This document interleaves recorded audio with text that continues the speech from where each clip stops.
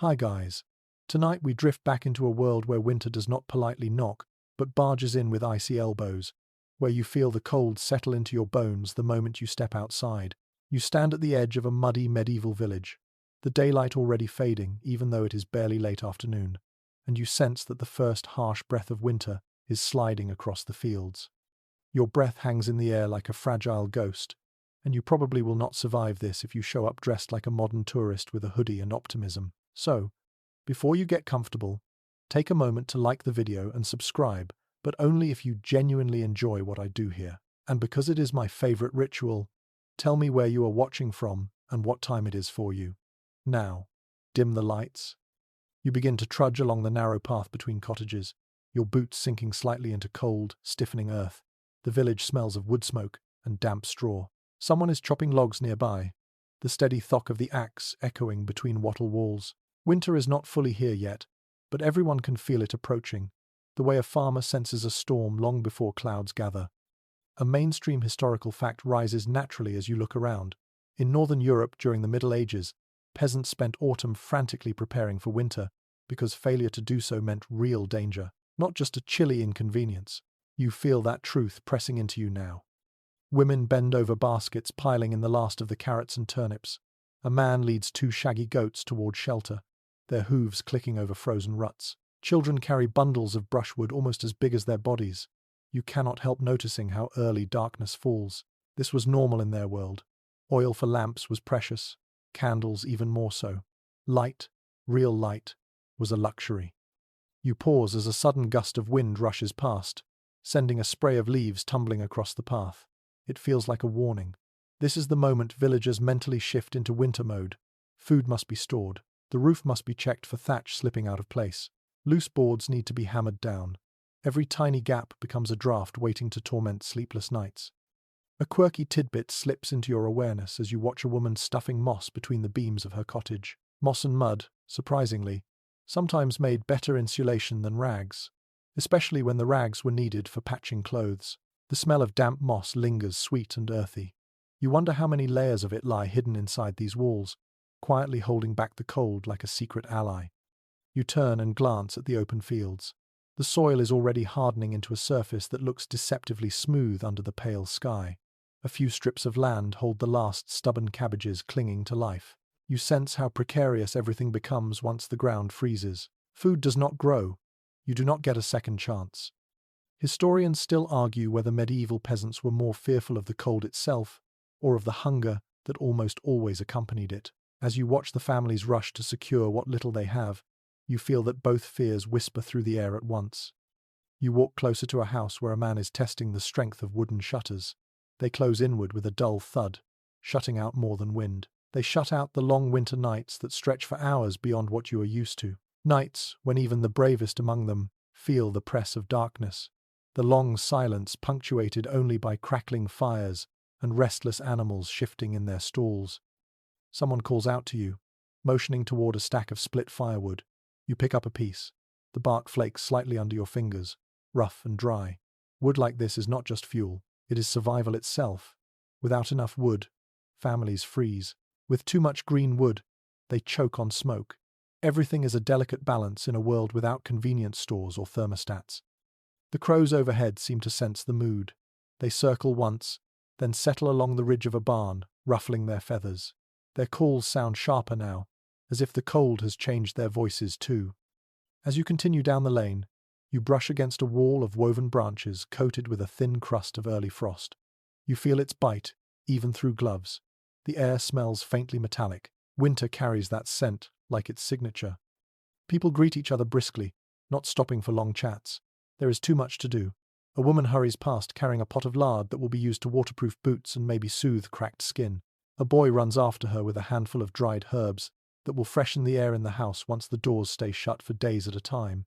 You imagine the cramped, smoky interior, cozy in theory, suffocating in practice.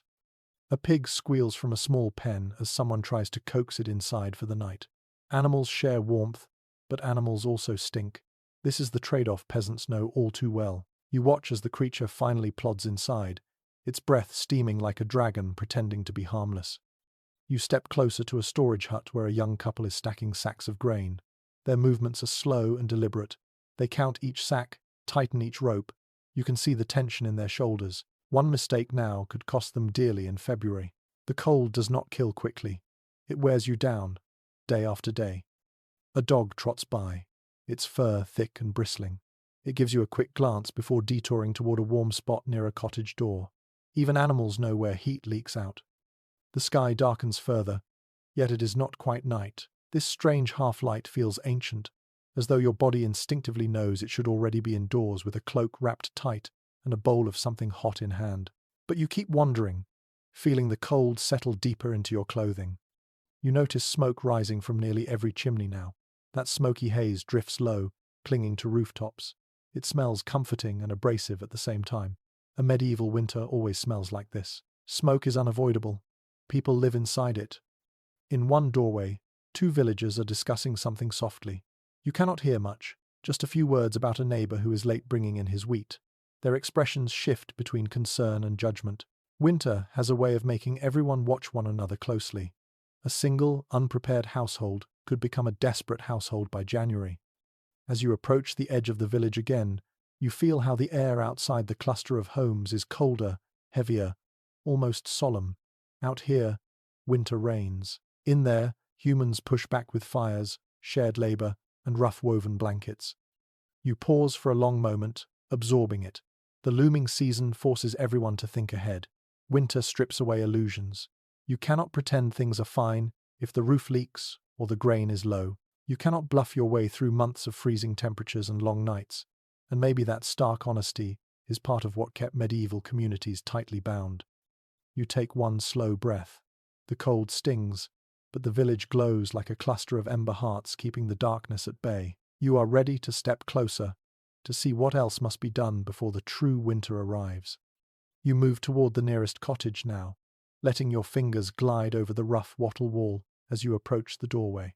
The timber feels cold, almost damp, and you sense how much work stands between this structure and a bearable winter night. Every peasant in this village knows the truth you are about to see with your own eyes.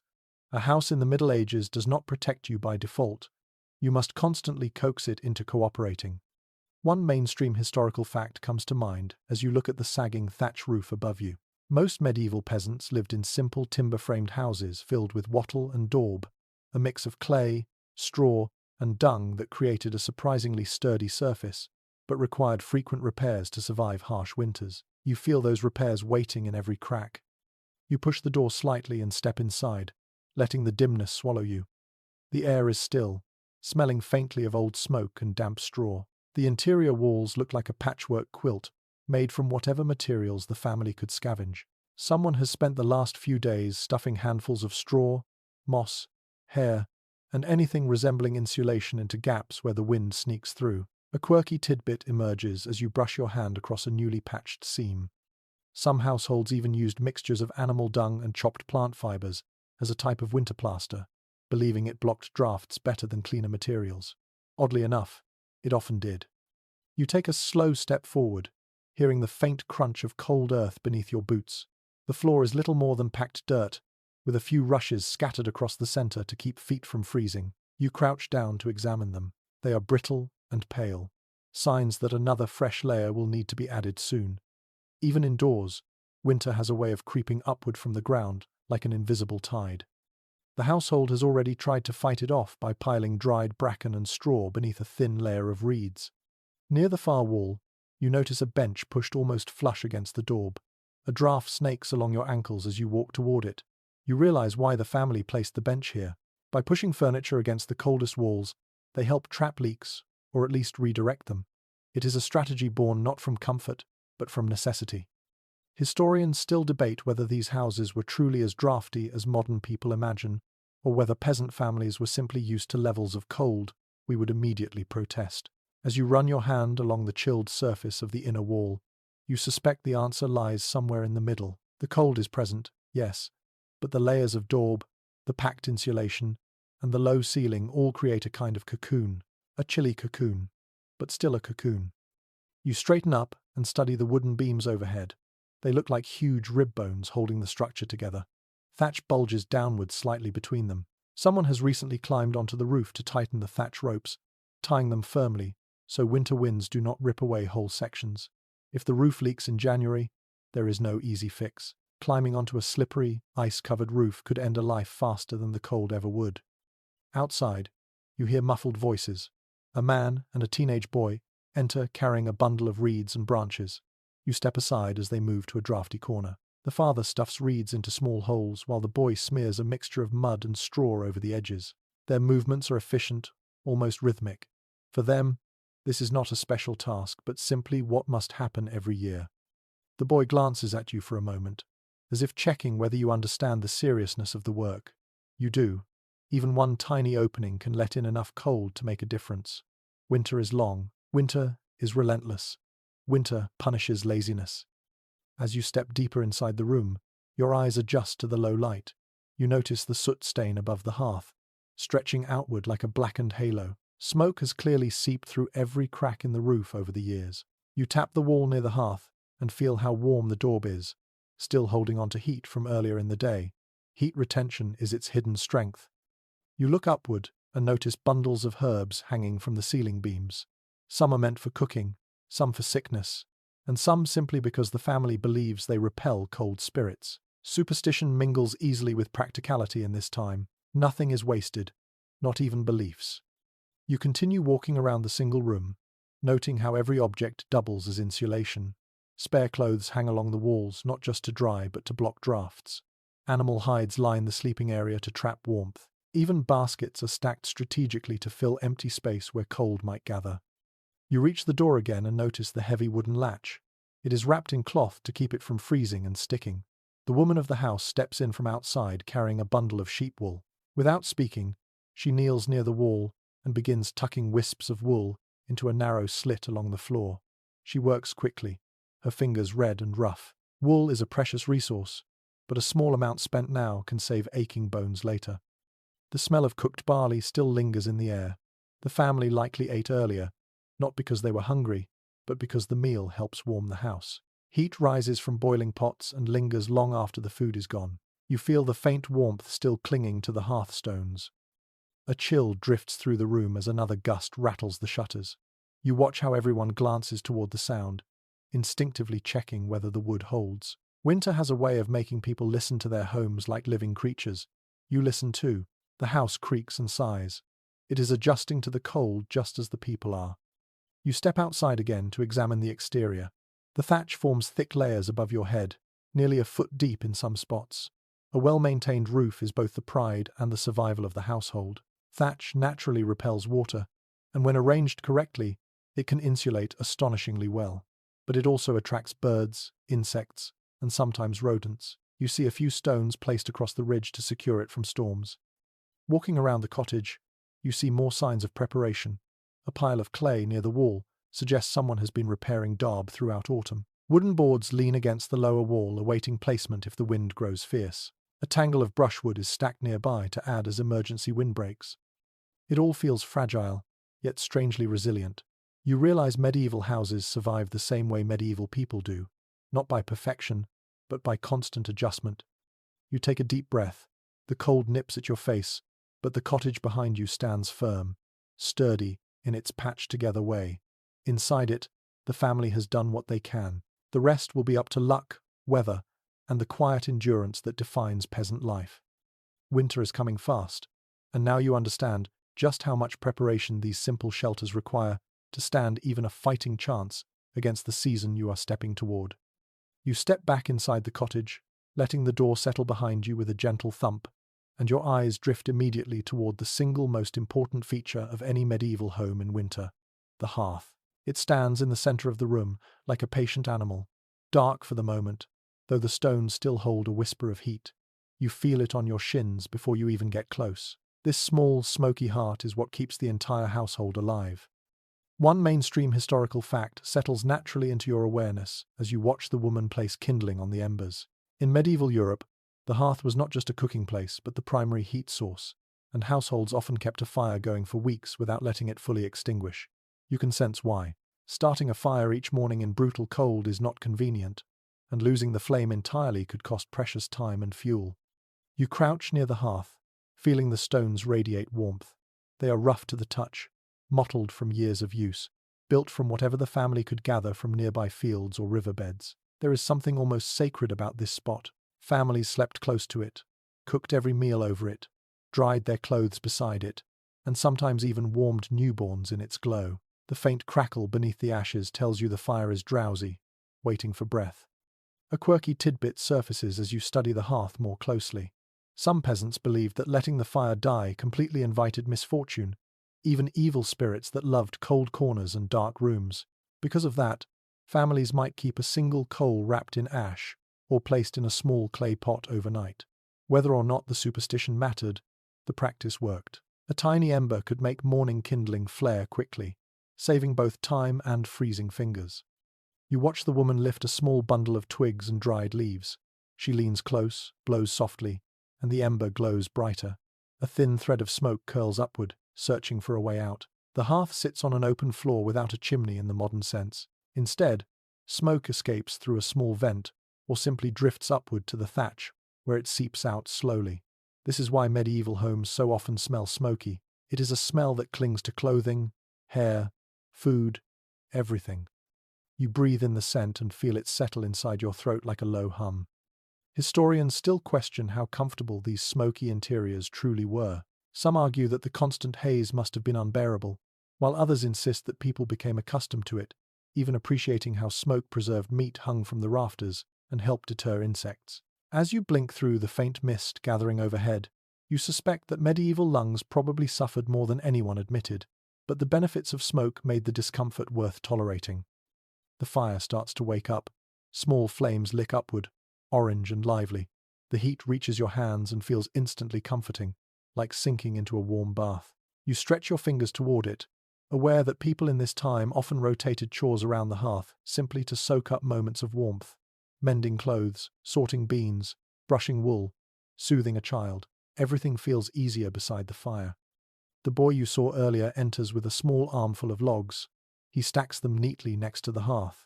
Wood is precious, and the family burns it sparingly. First, the weakest flames get twigs and stick ends, then thin branches, then logs only after the fire declares itself strong enough.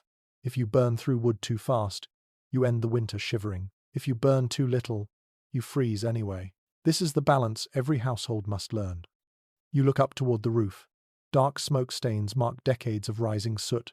Some thatched houses had open smoke holes, others did not, relying instead on the slow leaking of haze through walls and gaps. Smoke drifts upward in lazy ribbons, painting the air with grey slopes. It curls around herbs tied to beams, dries out hides hung there, and leaves everything tinted with a dull, dusky shadow. The woman sets a small pot on the stones, letting it warm gradually. You can guess its contents just by the smell. Onions, barley, maybe a little fat skimmed from yesterday's stew. The sound of bubbling broth is like a lullaby in this world. A meal cooked over an open flame is both sustenance and warmth, two things inseparable in peasant life. The door opens again, and a young girl slips inside, shaking off the cold. She heads straight for the fire without a word, her hands trembling slightly. She sits on a low stool, leaning in until the firelight softens her face. The warmth spreads across her cheeks, turning them pink. You sense just how many winter evenings she will spend exactly like this.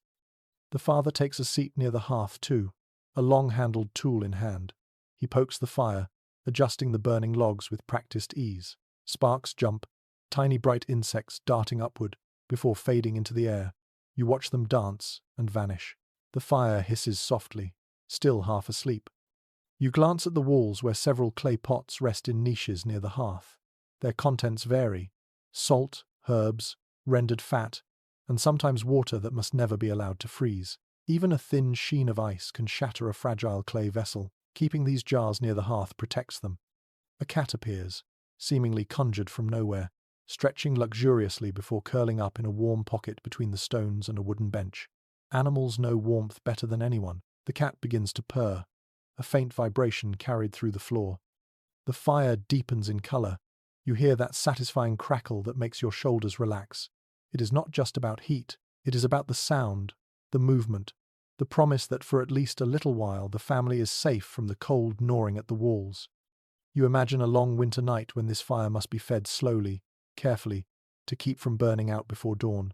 Someone will wake every few hours to check it. often the mother, sometimes the eldest daughter. Sleep is never uninterrupted in this world. Survival does not allow it. You draw closer, warming your hands again. The children lean in too, sharing the heat like a circle of planets orbiting a tiny sun. The glow flickers across their faces, turning each expression soft and thoughtful. You realize the hearth is more than a tool. It is the center of stories, of gossip, of whispered fears, of quiet laughter. It is the one place where winter feels almost gentle, where the family can breathe deeply and forget, just for a moment, how dangerous the world outside becomes at night. As you stare into the flames, they shift and dance, casting wavering shadows across the room. The walls look alive. The roof beams glow softly overhead. This is the heart of winter survival, the warmth that steadies a household through storms, sickness, hunger, and isolation. The fire snaps loudly, startling the cat. Everyone laughs softly, the sound warm and fragile. You feel yourself drawn deeper into the glow, knowing that without this ancient, smoky guardian, medieval winter would be far too much for human bodies to bear. You let the heat sink into you fully. It is time to stay close.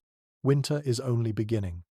You leave the hearth behind and step toward a corner where several garments hang from wooden pegs, their silhouettes bulky and shapeless in the dim firelight. As you draw closer, you can feel the rough weight of winter clothing even before you touch it. Wool cloaks, patched tunics, layered linen shirts, and heavy hose sway gently when you brush past, whispering secrets about the way people survive bitter nights. One well-accepted detail from the period becomes clear the moment your fingers graze a coarse wool sleeve. Medieval peasants depended heavily on homespun wool because it trapped heat remarkably well, even when damp, a life-saving trait in freezing months. You lift a tunic from its peg and feel the stiffness of its fibers. It scratches your skin through your own clothing. The lanolin has partly washed out over years of wear, leaving the cloth dry and prickly. Yet this uncomfortable texture is part of its charm. It is warmth disguised as nuisance. You slip your hand inside and find a hidden layer of linen stitched beneath the wool. This inner layer is softer, smoother, and meant to protect the skin from that relentless scratch.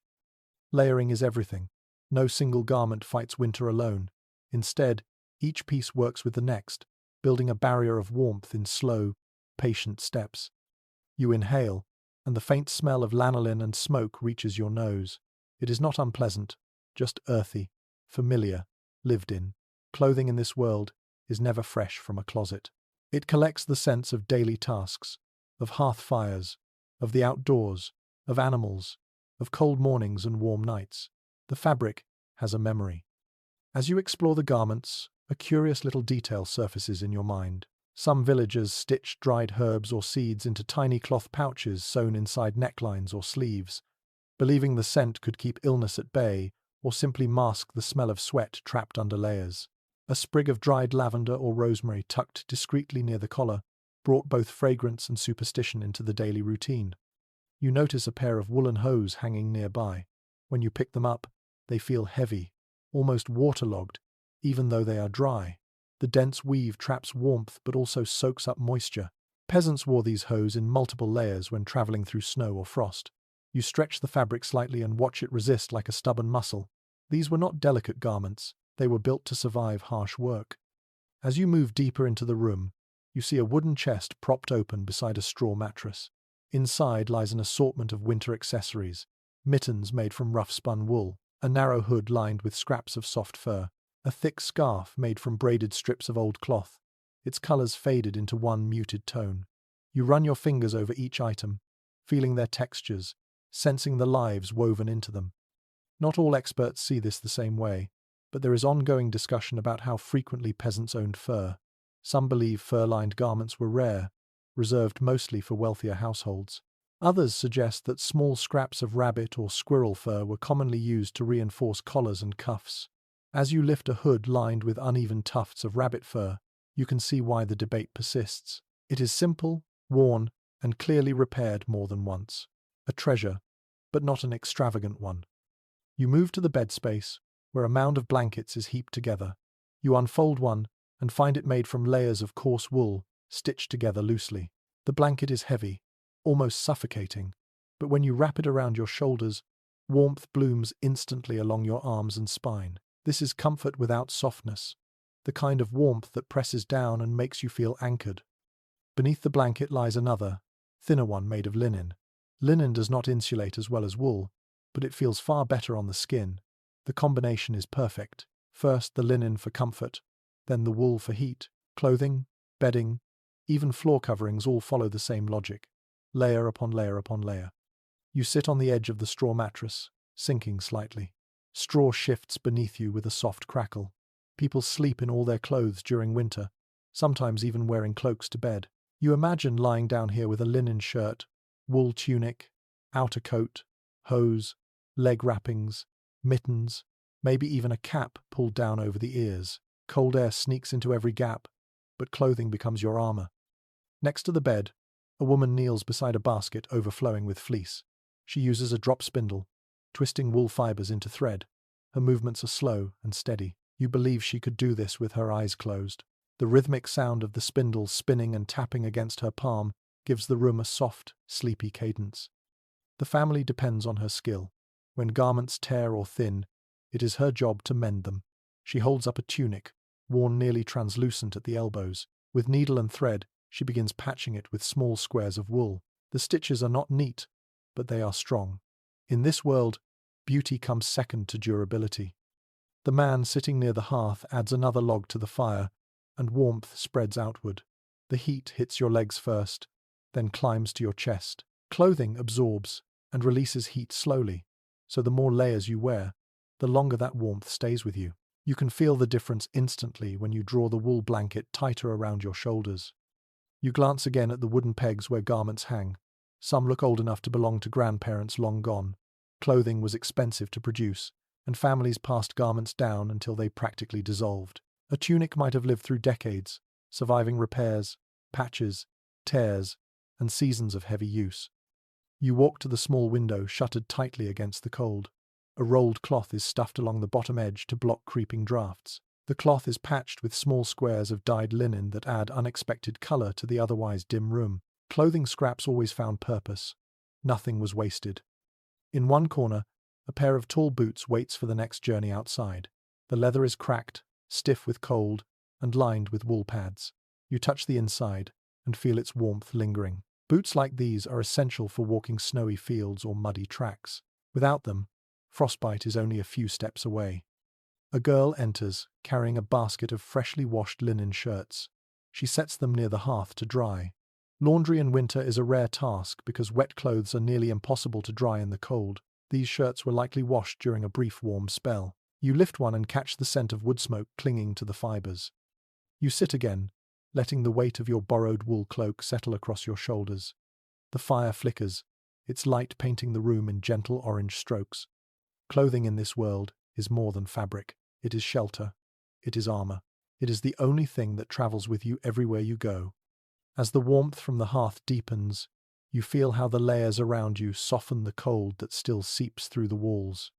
You understand why medieval winter clothing feels heavy and crude to us. It is not meant for fashion. It is meant for survival. You take one last look at the shelves of garments, each one holding tight to the memories of winters past.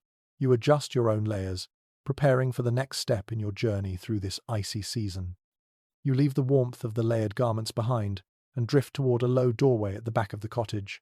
The air cools noticeably as you step closer. A faint, earthy smell seeps upward through the cracks in the floorboards, reminding you that beneath this home lies something essential to winter survival. The woman of the house lifts a rough wooden trapdoor with both hands, and a breath of cold, soil-rich air spills into the room. She gestures for you to follow, and you descend a few creaking steps into the storage cellar, where the real heart of winter lies, waiting in silence. Your boots touch compacted dirt.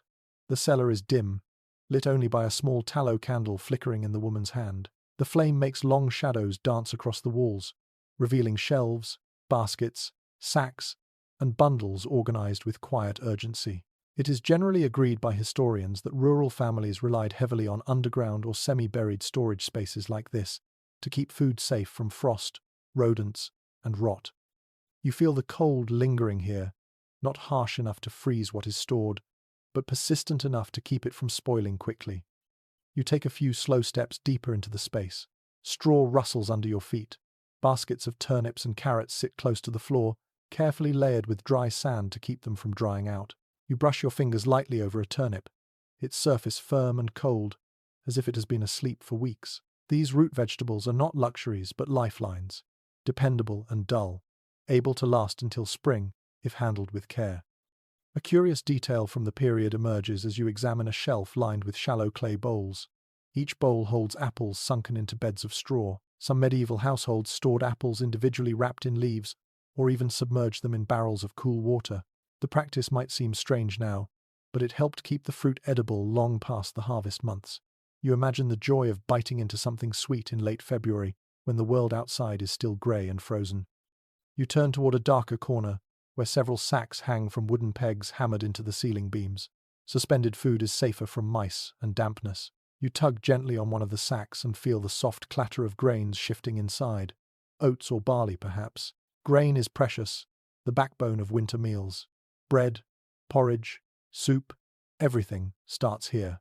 A single torn sack could mean weeks of hunger. You notice bundles of dried herbs braided into ropes. Their scents linger faintly in the air. Sage, thyme, mint, maybe a little dill. These herbs are not merely seasonings. They serve as medicine, tea, pest repellents, and even talismans of comfort.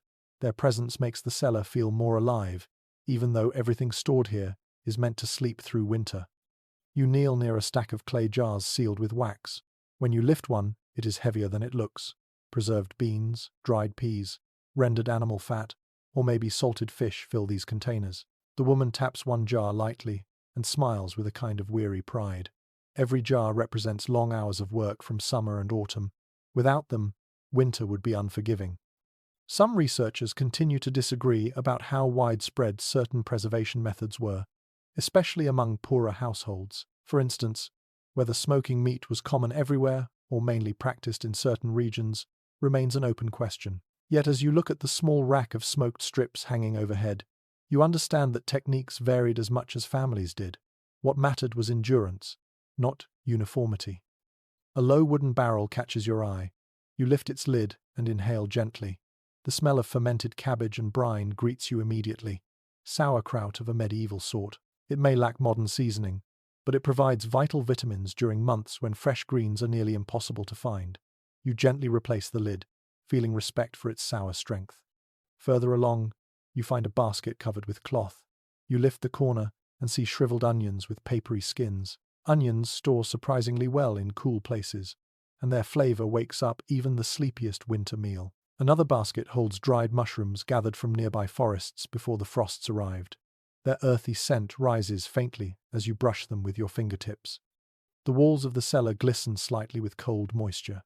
You run your hand across them, feeling how the thick earth provides natural insulation. This chill is not hostile, it is controlled, almost nurturing. It protects what must last. In this world, understanding the land means understanding how to use it as a pantry. You step toward a set of shelves lined with small pottery jugs. You lift one and shake it gently. Something thick moves inside. Oil or fat, perhaps. These are cooking essentials. And rationing them is a delicate calculation. Too much used early, and the family suffers later. Too little, and every meal becomes thin and unsatisfying. In another corner, loaves of hard, dark bread sit stacked, each one baked to last weeks. The crust is so thick you could probably use it as a hammer. This bread is not something you slice with ease. It is something you soak in broth, gnaw slowly, or crumble into stew. It keeps hunger at a respectful distance. A shallow wooden box holds dried beans, their colors muted in the dim light. Beside them are small clay bottles sealed with lumps of wax.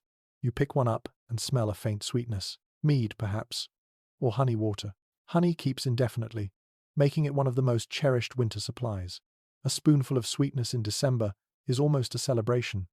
You notice a bundle of straw-wrapped bottles tucked into a shelf.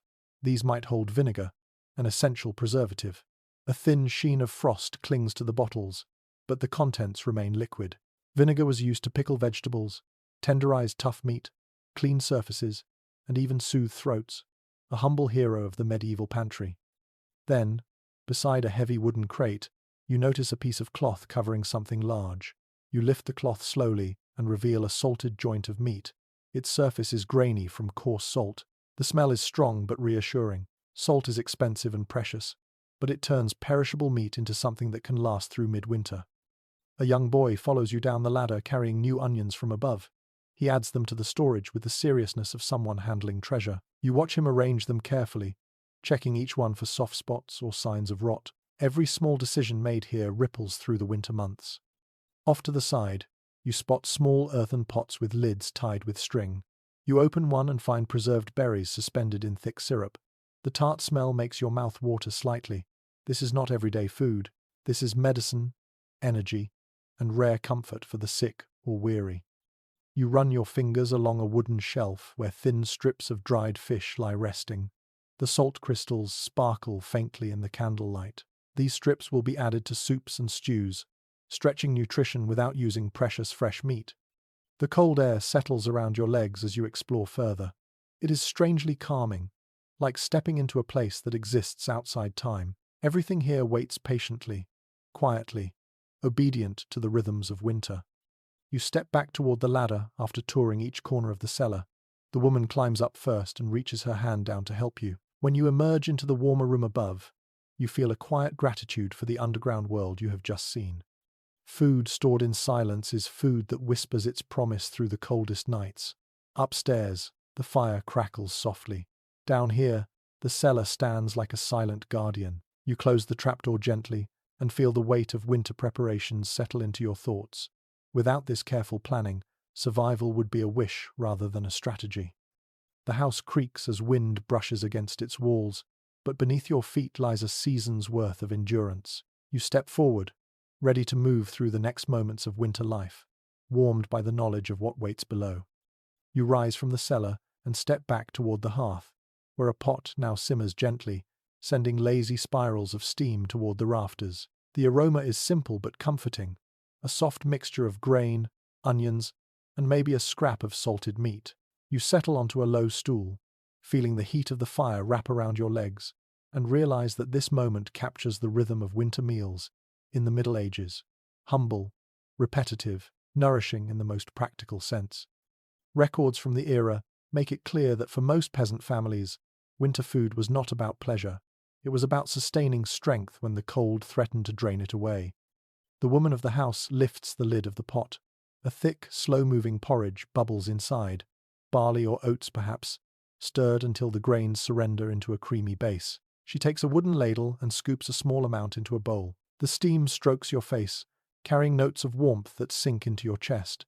She adds a pinch of dried herbs, likely thyme or sage, saved from the summer garden. Even tiny touches like this transform monotony into a small comfort. You take a spoonful, and the flavor is mild, almost shy. It fills your mouth in a soft wave, spreading heat through you. This is not the sort of food that makes your eyes widen with delight. It is the kind that makes your shoulders loosen, that reassures your stomach it will not be empty tonight. You swallow slowly, feeling the grainy texture, the faint earthiness, the distant echo of sunlight captured months ago. You glance around the room. The children are already dipping their wooden spoons into their own bowls, eating with the steady rhythm of people who know this meal well. A crust of yesterday's bread sits nearby, waiting to be dunked into the thick porridge. The bread is dark, dense, and tough, but when softened in the warm liquid, it becomes easier to chew. This is how stale food gains new life. A lesser-known practice pops into your mind as you observe the pot more closely. Some medieval households added a small, heated stone into their cooking vessels to keep stews warm longer without burning extra fuel. You imagine the shock of hot stone meeting broth, the hiss, the tiny bubbles racing upward. Whether this family uses the trick or not, it shows how creativity often grew in the shadow of necessity. The father settles beside you, dipping his spoon with practiced ease. He does not eat quickly. Every mouthful is measured, not because he is savoring it, but because he knows the family must stretch their portions carefully. Winter is long, and the line between prudence and scarcity can be painfully thin. Not all scholars share the same opinion about how diverse the peasant winter diet truly was. Some claim it was rigid and monotonous, while others argue that even poor families found ways to vary flavors when possible. You look around the room and see evidence supporting both views. The ingredients are few, but the imagination is strong. A handful of herbs, a pinch of dried berries, maybe a bit of fat or a spoonful of honey added on rare days when spirits need lifting. A soft clatter draws your attention to a small table where a jug of thin ale sits uncorked. The ale is weak, but drinking water untreated can be risky, especially in winter when freezing temperatures compromise wells. The ale carries little alcohol, just enough fermentation to keep it safe. You take a sip. It is sour, a little yeasty, but refreshing in its own way. It washes down the porridge and warms your throat. The girl next to you has a small bowl filled with something slightly different. Tiny pieces of dried apple float in her porridge, turning soft and translucent as they cook. This little enhancement is probably a reward for her help with chores earlier. Watching her spoon up the fruit, you can almost hear her excitement in the soft giggle she tries to hide. On a low shelf, you notice a clay pot with a tight wax seal. The woman unwraps it and reveals a thick, pale substance: animal fat. Lard is often added to meals in winter to supplement calories. Without it, food fills the stomach, but does not necessarily fuel the body against biting cold. She scoops a small spoonful into the pot, stirring until it melts completely, adding richness without overwhelming the flavor. You peer into a corner where slabs of cheese rest wrapped in cloth. The cheese is firm, maybe even rock-hard in places. Aging changes its flavor, making it sharper and saltier. The father cuts thin slices with a small knife. These slivers melt slowly on the tongue, adding a pleasant bite to the otherwise mild porridge. Even this small addition feels like a celebration. Outside, the wind rattles the shutters, reminding everyone that the world beyond is barren and icy. Inside, the firelight glows and bowls clink softly. This contrast defines winter living: harsh cold outside, patient warmth inside. You feel it in your fingers as you curl them around your bowl. In another bowl on the nearby table, dried peas soak in water for tomorrow's meal. They will swell slowly overnight, ready to be transformed into a thick stew in the morning. Peas and beans carry families through winter when meat is too precious to use freely. Their quiet resilience mirrors the persistence of the people who rely on them. A small jar of honey sits on another shelf, guarded like treasure. Honey is not used casually. It is saved for sickness, exhaustion, or the rare moment when someone needs comfort more than calories. The woman touches the jar gently, as if debating whether tonight warrants a taste, but she sets it aside. The family remains cautious. Winter has only begun. You notice the boy gnawing on a piece of leftover salted fish. Its texture is tough, its flavor sharp and briny. He chews it patiently, dipping it into his porridge now and then to soften it. Fish like this is durable, dependable, but rarely delightful. Yet in winter, it becomes a steady companion. The man offers you a piece of dried pear. You take it, feeling its leathery surface between your fingers. The sweetness blooms slowly as you chew, a gentle reminder of autumn. Treats like this are rare but powerful. They awaken memories of warmth and sunlight, offering hope wrapped in flavor. Nearby, a mother's small pot of medicinal broth simmers quietly. Made from bones boiled for hours, it is thin but nourishing. The aroma carries notes of marrow and herbs. This broth is reserved for the youngest or the ailing. The idea of waste simply does not exist here. The fire crackles again, sending a wave of heat across your face. You take another spoonful of porridge and feel the warmth radiate through your chest. Everything about this meal is slow, steady, the culinary equivalent of a deep breath. You lean back for a moment, letting the sounds of spoons, fire, and soft conversation wash over you. This is winter sustenance, at its most honest, not rich, not exciting, but reliable, like a promise whispered every evening, reminding the family that as long as the pots simmer and the grains hold out, they can endure the cold. Meals like this form the rhythm of winter life, grounding the household in simple comforts and quiet determination. You finish your bowl, wiping the last traces with a piece of bread, and feel ready to step into the next part of the long, cold season. You wipe the last crumbs from your hands and drift toward the rear door of the cottage, where the muffled sound of shuffling hooves and low animal breaths filters into the room. When the father lifts the wooden latch, a gust of cold air slips in, but so does a thick, warm scent that feels strangely welcome after the sharp bite of winter. You step into the adjoining byre, a space shared by peasants and their animals through the coldest months. It becomes instantly clear why. It is generally accepted by medieval specialists that livestock provided not only food and labor, but also steady warmth, and bringing them indoors during winter could raise the temperature of an entire home by several degrees. Your boots sink slightly into the straw-covered floor. The ground here is warmer, softer, and carries the earthy aroma of cattle bodies pressed close together. A cow turns its large, gentle head toward you, exhaling a warm cloud that brushes your cheek. Their breath is thick, steaming, and surprisingly soothing in the dimness.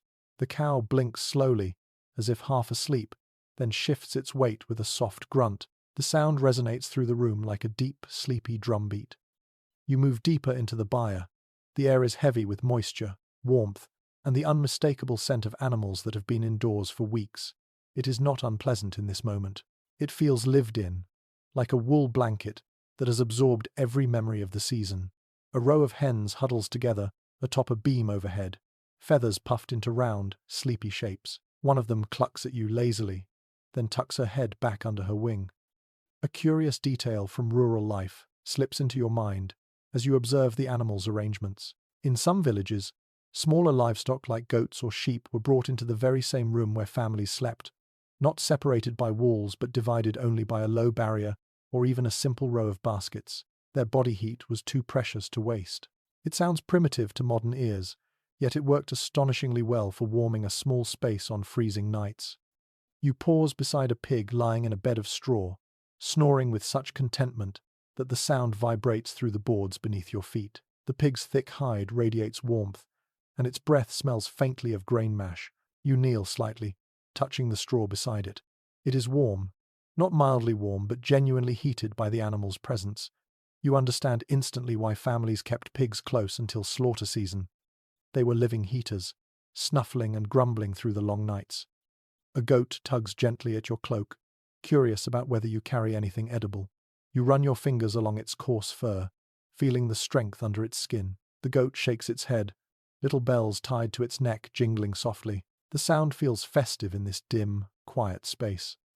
Not all historians share the same view on how often livestock shared interior living areas. Some propose that it was common mostly in harsher climates, while others argue that even in milder regions, families brought the most vulnerable animals indoors for protection. As you stand here, surrounded by warm bodies and gentle noises, you sense why the practice persisted across so many areas. Winter is unforgiving, and losing an animal could mean losing milk, wool, meat, or future offspring. The father moves to check on the cow, running his hand along its flank. The cow leans into the touch with a low rumble. He inspects the straw beneath her, pats it, adds a new layer from a nearby bale, and ensures the area stays dry. Moisture means cold, and cold means illness. Even a minor sickness in winter can spiral quickly. He lifts a bucket of water from a corner and places it before the cows. The water sloshes softly, its surface steaming slightly in the warm air. You lean close and notice an iron hook hanging from one of the beams, with a small bundle of dried herbs tied to it. The scent drifts faintly above the animal pen. Some families believed these herbs kept sickness away from their livestock, especially during the cold months when damp conditions encouraged disease. Whether the belief was accurate or not, the habit lingers as evidence of hope stretched across generations. A hen suddenly flutters down from her perch, landing with a small puff of straw. She pecks around your boots, searching for crumbs. When she finds none, she lets out a soft, indignant chirp. Her feathers brush against your ankle, warm and surprisingly comforting. The byre is dim, but your eyes adjust to the soft glow filtering from the main room. You see movement everywhere. A sheep shifts its weight, nudging its lamb closer. A cow flicks its ear. A goat scratches its horns against the wooden post. These tiny gestures create a gentle, living soundtrack. The animals breathe, sigh, shuffle, and hum. Their sounds make the winter feel manageable. You reach for a bundle of hay stacked along the wall. The stalks are stiff and slightly sweet-smelling. The father takes some and scatters it along the floor. The animals move forward eagerly, their hooves rustling through the straw. You watch them eat, their jaws moving in slow, circular motions. There is a strange peace in watching a well-fed animal. Hunger belongs outside, not within these walls. The children enter the byre next. The younger one carries a small basket of scraps, peels, leftover porridge, and a bit of bread. She pours it into a wooden trough for the pig, who wakes instantly and trots over, snorting with enthusiasm. The children giggle and step back quickly to avoid being bumped by his eager snout. A small cat darts between your legs, chasing a shadow or maybe a mouse. It pauses near the cow's hooves, purring loudly, as if the animal warmth fuels its energy. Cats are essential in winter, reducing the mice that might otherwise chew through precious food stores. This one seems to know its importance. It walks with confidence, tail held high. The roof beams above you drip faintly where the warmth from the animals meets the cold seeping through the thatch. The droplets fall slowly, forming tiny frozen pearls near the walls before melting into the straw. The mingling of heat and cold shapes every corner of this space. You lift your hand and place it on the cow's side again. The warmth is deep, steady, reliable. You imagine sleeping just beyond these animals, hearing them breathe, leaning on their presence to soften the grip of winter. It must feel like resting beside living embers. The family does not waste this warmth. As night deepens, the father closes the byre doors, sealing the animals inside. You stand in the doorway for a moment, letting the mingled heat settle into your clothes. The sounds soften. The animals prepare for their long, slow sleep. The steady rhythm of their breathing makes the winter night feel gentler. You step back into the main room, carrying that borrowed warmth with you. Behind you, the animals settle again, their bodies turning the byre into a second hearth. Winter may still rage outside, but in here, wrapped in a mix of straw, breath, and quiet companionship, life continues with stubborn, comforting calm. You leave the animals behind and move back into the main room, only to find the father already tightening his boots and wrapping a thick cloak around his shoulders. The fire burns low now, steady but subdued, and the dim light flickers over his determined expression. You follow him outside, and the cold greets you with a bite sharp enough to stiffen your breath. Winter does not pause just because daylight fades early. Responsibilities keep moving, and so must you. Documents from the period emphasize that rural families worked year-round, even when frost hardened the soil and snow blanketed the fields. Survival did not allow a full season of rest. The ground crunches beneath your boots as you step into the open space behind the cottage. The horizon glows faintly with the last traces of daylight, a thin band of rose and silver stretched beneath a heavy grey sky.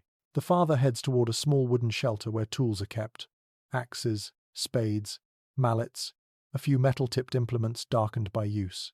Winter transforms these tools from helpers into lifelines. Without them, wood cannot be chopped, nets cannot be mended, and repairs cannot be made. You watch as he selects an axe, testing its weight in his hands. The blade catches a sliver of dying light, then disappears back into shadow. He walks toward a stump where logs wait to be split.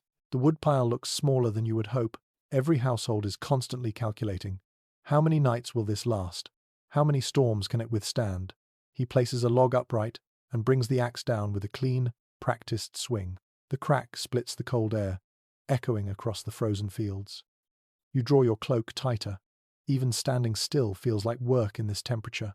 Your breath curls upward in soft puffs as you watch him strike the next log. The rhythm is steady, almost meditative. Lift, swing, crack, exhale. The scent of fresh-cut wood creeps into the air, warm and sweet in contrast to the cold. A small observation from rural life enters your mind as you watch him work. Some communities believed that chopping wood at dusk brought good fortune because the falling night would swallow any ill spirits drawn to the sound. Whether or not anyone truly feared such spirits, the habit of working late into fading light was incredibly common. Winter did not grant long days, so every spare moment mattered. The mother steps outside next, carrying a basket filled with torn garments. Repairs do not stop in winter, and poor light cannot be an excuse. She will mend by firelight later, but now she uses the last natural brightness to inspect the cloth. Her fingers trace worn seams and thin spots. She sighs quietly, then returns indoors to prepare needles and thread. You wander farther into the yard, where a wooden fence surrounds a small patch of frozen earth. This was once a thriving garden in warmer months. Now it lies silent beneath a thin crust of frost. A row of old cabbage stalks leans crookedly, their leaves shriveled but still edible for the animals. The boy appears with a small basket, collecting whatever can be salvaged. The cold has made the cabbage tough, but the animals do not mind. Not all researchers agree on how much outdoor activity peasants undertook during the deep winter months. Some argue that work slowed significantly, while others believe that families continued laboring in short bursts throughout the day. As you watch the father chop wood, the mother sort garments, and the boy gather scraps from the frozen plot, you feel the truth leaning somewhere between. They cannot afford idleness, but winter restricts what the body can endure. You walk toward the barn where the older girl stands with a small wooden rake. She gathers dropped straw and heaps it into a corner. Clean bedding means healthier animals, and healthier animals mean milk, wool, and meat later in the season. She works quickly, her breath forming tiny clouds that seem to follow her movements. Inside the dim barn, you notice a pile of tools waiting for winter maintenance. A wooden rake missing teeth, a scythe with a dull blade, a wooden pitchfork with one tine snapped. Winter is the season for repairing these items. When the ground is too hard for farming and the days too short for long field work, families mend everything they can. Tools must be ready when the thaw arrives. A small cart leans against the barn wall, its wheels rimed with frost. The father will remove the wheels, tighten the joints, and apply new grease made from animal fat. Without maintenance, the cart will seize when needed most. You can almost hear its future groan as he pulls it apart piece by piece. You continue along the fence line and notice a cluster of rabbit snares partially buried in snow. The father must check them regularly, even in winter. You crouch and examine one closely. The simple loop of twine and bent branch is rustic but effective. Winter snares supplement the diet, offering occasional fresh meat when the cellar stores grow monotonous. You rise, your fingers tingling from the cold despite your thick gloves. The wind changes direction, sweeping across the village with a low moan. You tilt your head and listen. Somewhere in the distance, someone else is chopping wood. Another family is carrying water from a frozen well. Another child is gathering kindling. The entire village becomes a quiet orchestra of winter labor. The mother calls the younger children to help gather small sticks scattered near the hedgerow. These sticks will be used as fire starters. They dart around eagerly, turning the task into a game. Their laughter carries a warmth of its own. Even winter has moments of play. The father pauses to stretch his arms. He wipes his brow, despite the cold, then looks at the diminishing woodpile. He shifts his weight, calculating again. You sense the invisible math running through his mind. The number of logs burned last week, the storms predicted by the sky's color, the number of trees still standing in the nearby woods that can safely be felled. You walk toward the outer edge of the yard, where the fence meets a line of skeletal trees. Their branches stretch upward like dark hands against the fading sky. Some of these trees will be cut soon. Others must remain for future seasons. Winter requires constant negotiation with nature, a pact of sorts. Behind you, the boy returns from the garden with his basket now half full. He hands it to his mother, who nods approvingly. She lifts a shriveled stalk, examines it, and sets it aside for the animals. Nothing is wasted. Even the most unappetizing scrap has value. The older girl joins the father now, gathering the split logs and stacking them neatly in a sheltered corner near the house. The two work in silent harmony. The logs thump softly as they are arranged in a tight, stable wall that will dry slowly over the coming weeks. A gust of wind pushes a flurry of snowflakes across the sky. You tilt your head upward. The flakes swirl in delicate spirals, dancing briefly before settling on the frozen ground. Snow brings beauty, but also burden. It hides tools, buries paths, and delays chores. The father studies the flakes with a cautious expression. He picks up his axe again. More wood must be chopped before the snowfall thickens. As night edges closer, lanterns glow in neighboring cottages. You hear muffled voices, the scraping of shovels, the thump of logs, the creak of doors. Work continues, not frantically, but steadily, like a heartbeat. You follow the family back toward the cottage.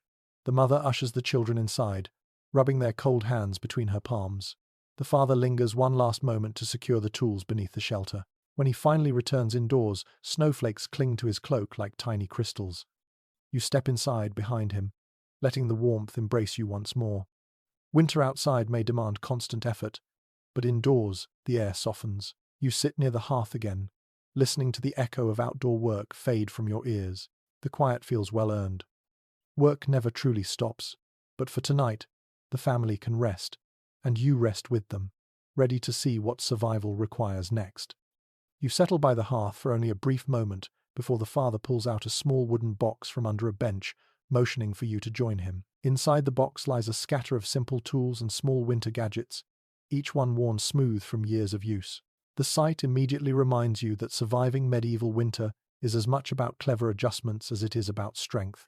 Chronicles from the time indicate that households relied on an assortment of minor tools and improvised devices, each one designed to turn an otherwise impossible winter task into something manageable. You lean closer, studying the contents with curiosity.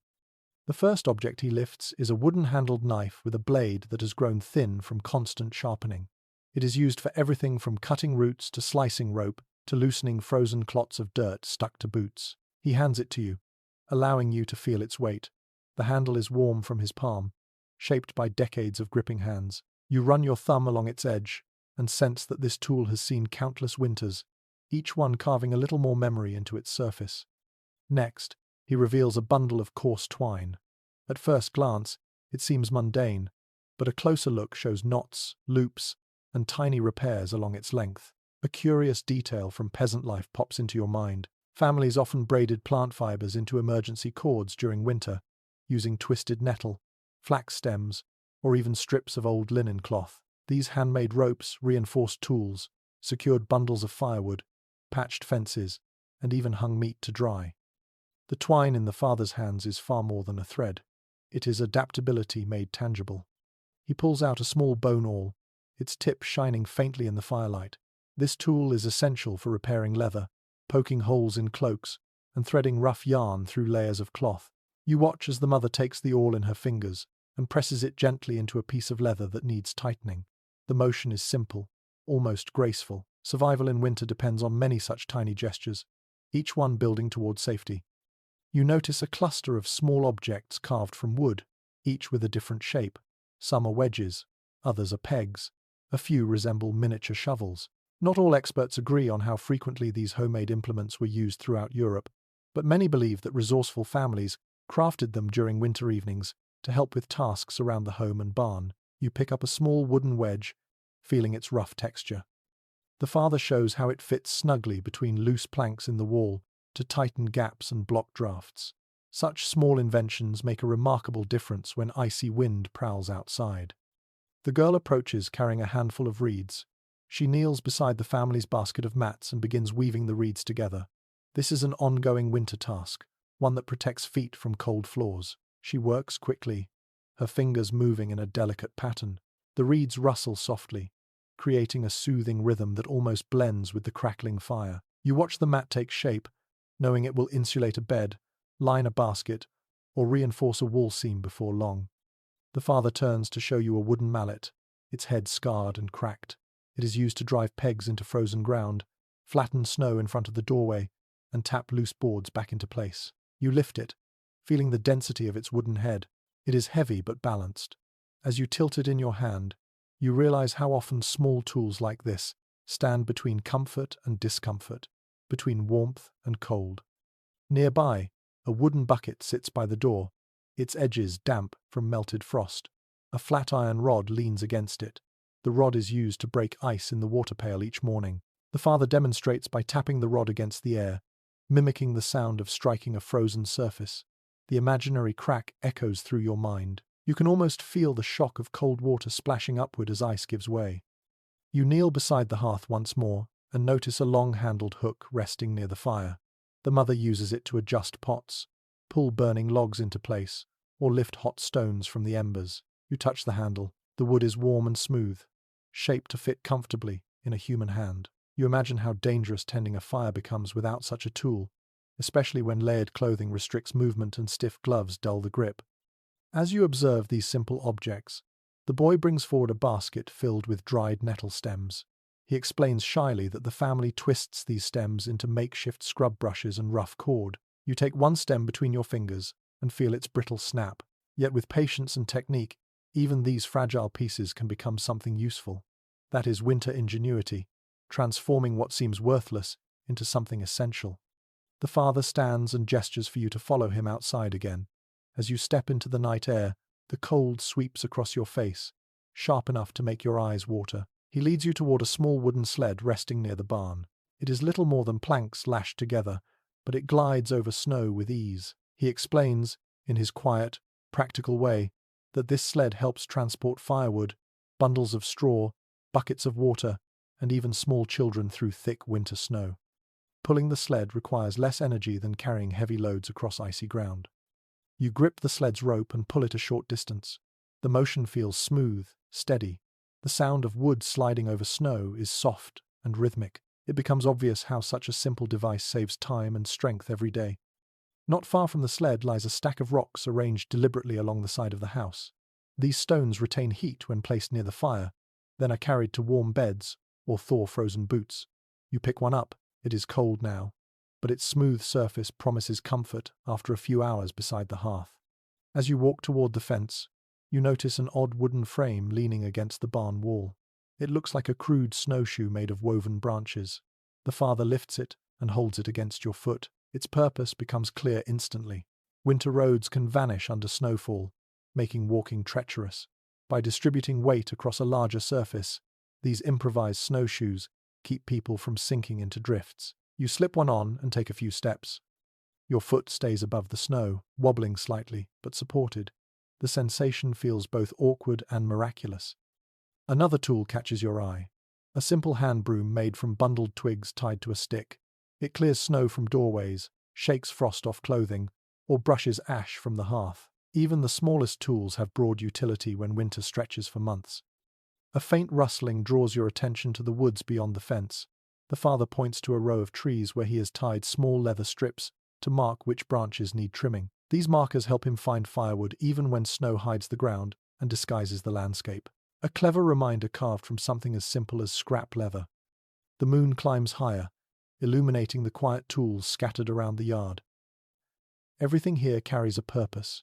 Every object is a partner in survival. Winter may strip the world bare, but human hands refuse to stop shaping, fixing, and crafting. The mother calls softly from inside, and you follow the father back into the cottage. The warmth folds around you like a blanket. The tools return to their box, ready to be used again at dawn. You sit, reflecting on what you have seen. Winter survival is not only about food or fire, it is about the creativity etched into every small invention, every humble object shaped by necessity. You feel a deep respect for these simple tools, each one shining with quiet determination. The night grows deeper, the fire softens, and you prepare for the next part of your journey through this frosty world. You remain by the hearth for a few breaths, letting the warmth settle into your bones, but the calm does not last long. A quiet cough breaks the stillness, coming from the far side of the room, where the youngest child lies wrapped in a wool blanket. The mother moves toward the child instinctively, placing a gentle hand on their forehead. Her expression tightens, not with panic, but with that familiar winter worry every medieval family carries deep in their hearts. Illness is never a small thing in this season. It is widely acknowledged through parish records and household notes that winter was the most dangerous time for sickness, when cold air, cramped living, and thin diets made bodies vulnerable. You kneel beside the child, watching their tired eyes blink open, glazed with discomfort. The cottage feels warm to you, but for someone already weakened, even this warmth is fragile. The fire provides heat, but it also fills the room with dry smoke that irritates lungs already struggling. You sense the delicate balance this family must maintain. Enough heat to survive the night, but not enough smoke to provoke more coughing. The mother fetches a small clay jar from a shelf. She opens it and reveals a mush of honey blended with mashed herbs, a practiced remedy. Honey smooths the throat, and herbs like thyme or hyssop bring what small relief they can. She offers a spoonful to the child, who swallows slowly. You watch the tension in the mother's shoulders ease slightly when the coughing quiets. A quiet, lesser-known detail from rural life floats into your awareness as you see her prepare another jar. Many families mixed animal fat with crushed garlic to create a salve rubbed onto chests and backs. The scent was strong and lingered for days, but parents swore it eased breathing and soothed fevers. The mother now rubs a similar salve along the child's ribs, working in slow circles while humming a low, steady melody that seems older than the walls. The father steps outside briefly, returning with a handful of snow. He places it in a bowl so the mother can dab a cloth into the meltwater and pat the child's forehead. This cycle of warmth and coolness is a well-practiced art. They do not have medical certainty. They have instinct, repetition, and inherited rituals. Not all researchers view these remedies in the same light. Some argue that such treatments offered little more than comfort, while others believe that certain herbs genuinely relieved symptoms or even prevented complications.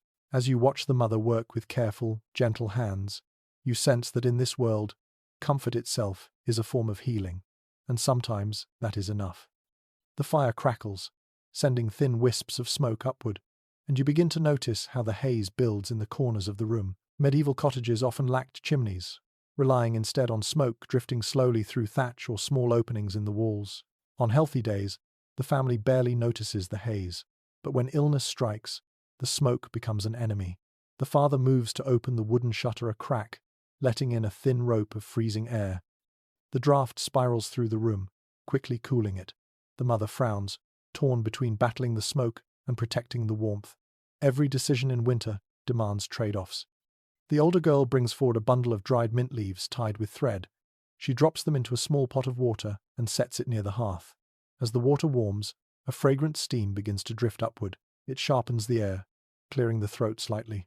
You breathe it in and feel its cooling freshness settle like kindness inside your lungs.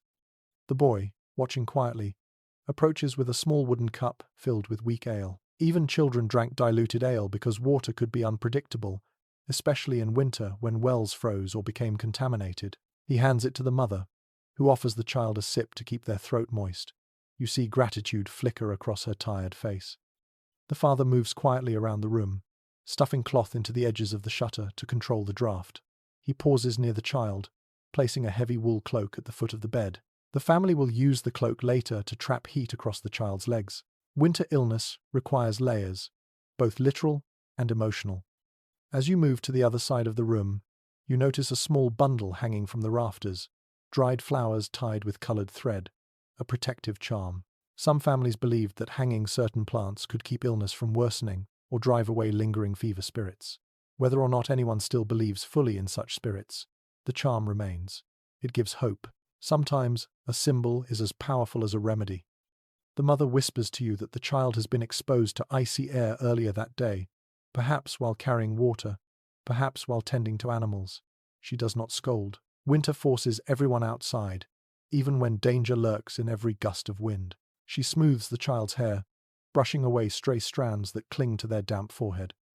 You watch as she checks the child's hands and feet. Both are cold, though the rest of the body is warm. She rubs them briskly with a cloth warmed near the hearth. This technique, used across countless households, helps restore circulation and prevents chills from deepening the illness. Her movements are firm but tender.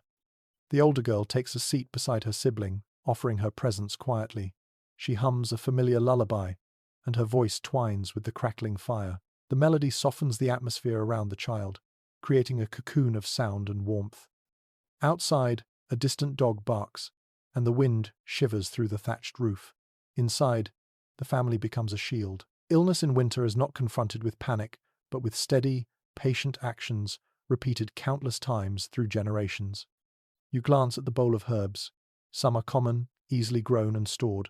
Others are rarer, gathered from forest edges or purchased at market when luck allowed. The family uses what they have, and what they have must be enough. A pot of broth sits near the fire now, warming slowly. Bone broth, thin but nourishing. The mother ladles a small amount into a wooden cup and cools it with a few drops of snowmelt. She lifts the cup to the child's lips. The child sips weakly but steadily.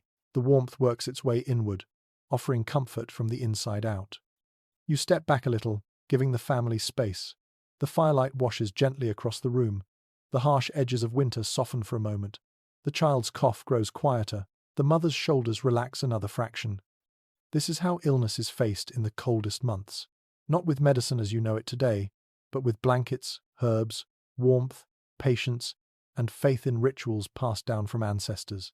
Every winter tests the body, but it also reveals the deep tenderness woven into daily survival. As the child drifts into a light sleep, the family settles in close. The mother wraps the blanket more tightly. The father adjusts the fire. The siblings curl nearby, forming a warm circle around the resting child. Winter may be harsh, but inside this cottage, care becomes its own kind of fire. You stay close to the fading warmth of the fire for another moment, but soon the father reaches for his cloak again, this time not to work outside, but to prepare for a different kind of winter ritual. He nods toward you gently, inviting you to follow. The air inside the cottage feels thick with the quiet rhythms of illness, work, and worry. But beyond these walls lies another source of comfort that medieval families leaned on through the darkest stretches of winter. Surviving the cold was never only a physical struggle. Faith held its own kind of heat. Written accounts from the period show that regular trips to the village church offered emotional grounding. a sense of unity, and a place to speak fears aloud when winter pressed too heavily on the heart. You step outside with him, the cold slicing into your cheeks like fine needles. Snow crunches beneath your boots as you follow the narrow path leading between frozen hedges. The village is hushed, wrapped in that peculiar evening quiet that winter seems to press onto every surface. Smoke rises from chimneys in thin, wavering ribbons. Windows glow faintly, and voices drift out only in muffled traces. Ahead of you, the village church rises modestly from the landscape. Its stones are uneven, its wooden door weathered, but something about it feels steady, rooted in time, in a way that helps people breathe easier. As you approach, the soft rumble of chanting drifts through the cracks around the door. The sound blends with the wind, creating a harmony both eerie and comforting. You enter softly. The door creaks on its hinges, and a gust of cold air follows you inside. The church is dim, lit by a handful of beeswax candles flickering along the altar. Their golden glow dances across rough wooden pews and stone walls. The scent of melted wax and cold stone blends with traces of incense from an earlier mass. The quiet inside seems deeper than the quiet outside, shaped by centuries of whispered prayers. A small gathering of villagers kneels near the front, wrapped in cloaks still dusted with snow. They murmur together, not quite singing, not quite speaking. Their voices weave through the air like threads of soft wool. You notice the tension in their shoulders easing as they pray, as if the warmth here is not from fire, but from shared belief. A lesser-known detail emerges as you glance toward the back of the church. Hanging from a wooden beam is a cluster of dried rush crosses, woven during last spring's festival. Families carried them home each year, placing them above doors or hearths as protection through winter. The remains of last year's charms still linger, tucked behind beams or resting on window ledges. You touch one gently. Its texture is rough, but its presence undeniably comforting. The priest steps forward from a shadowed corner. He is older, his beard streaked with grey, his cloak thick and patched like everyone else's. Despite the chill, his expression radiates warmth. He greets each villager quietly, offering a hand on a shoulder or a blessing whispered directly into an ear. In a world where doctors are scarce and winters are long, this simple reassurance means more than you might imagine. You take a seat near the back of the church, watching the candlelight flicker across the stones. The father of the household kneels beside you. His breath forms gentle clouds in the cold interior. He folds his hands, closes his eyes, and whispers a prayer you cannot fully hear. But you can feel its weight, its sincerity. He prays for his family, for the sick child, for good weather, for surviving another harsh season. There is ongoing discussion among medieval historians about how deeply faith shaped daily life in winter. Some argue that religious practice intensified during the cold months, providing structure when the world outside felt unpredictable. Others suggest that peasants held a more fluid, practical relationship with faith, blending Christian ritual with older local customs. Here, sitting in this chilly sanctuary, you sense a blend of both, devotion tied with pragmatism, ritual mixed with survival instinct. The priest lights another candle and sets it before a small wooden carving of a saint whose features have been softened by centuries of hope and fingertips. Villagers step forward to touch the carving, pressing their palms to the wood. Their breath is shaky at times, laden with unspoken fears. They leave small offerings, a few dried herbs, a braided cord, a carved token. None hold monetary value, but each is a piece of effort and heart. A mother from another household enters, cradling a toddler wrapped tightly in wool. She whispers something to the priest, who nods and traces a blessing across the child's forehead. The child's eyes are heavy with sleep, but their small hand curls trustingly around the mother's cloak. The warmth of the moment softens the edges of the cold stone room. The older girl from your household group arrives a bit later, having stayed behind to watch her younger sibling. She carries a tiny pouch with her, filled with dried lavender. She places it at the foot of a candle stand. Lavender symbolizes calm, purity, hope. Maybe she offers it on behalf of her sick brother or sister, maybe for herself, maybe for the season ahead. The tone of the space shifts as more villagers file in. Some enter alone, their shoulders stooped from long days in the cold. Others come with families, bundled together like small migrating flocks. The priest begins a simple chant, and the congregation answers in low, steady voices. The sound fills the room in gentle waves, warming it from within.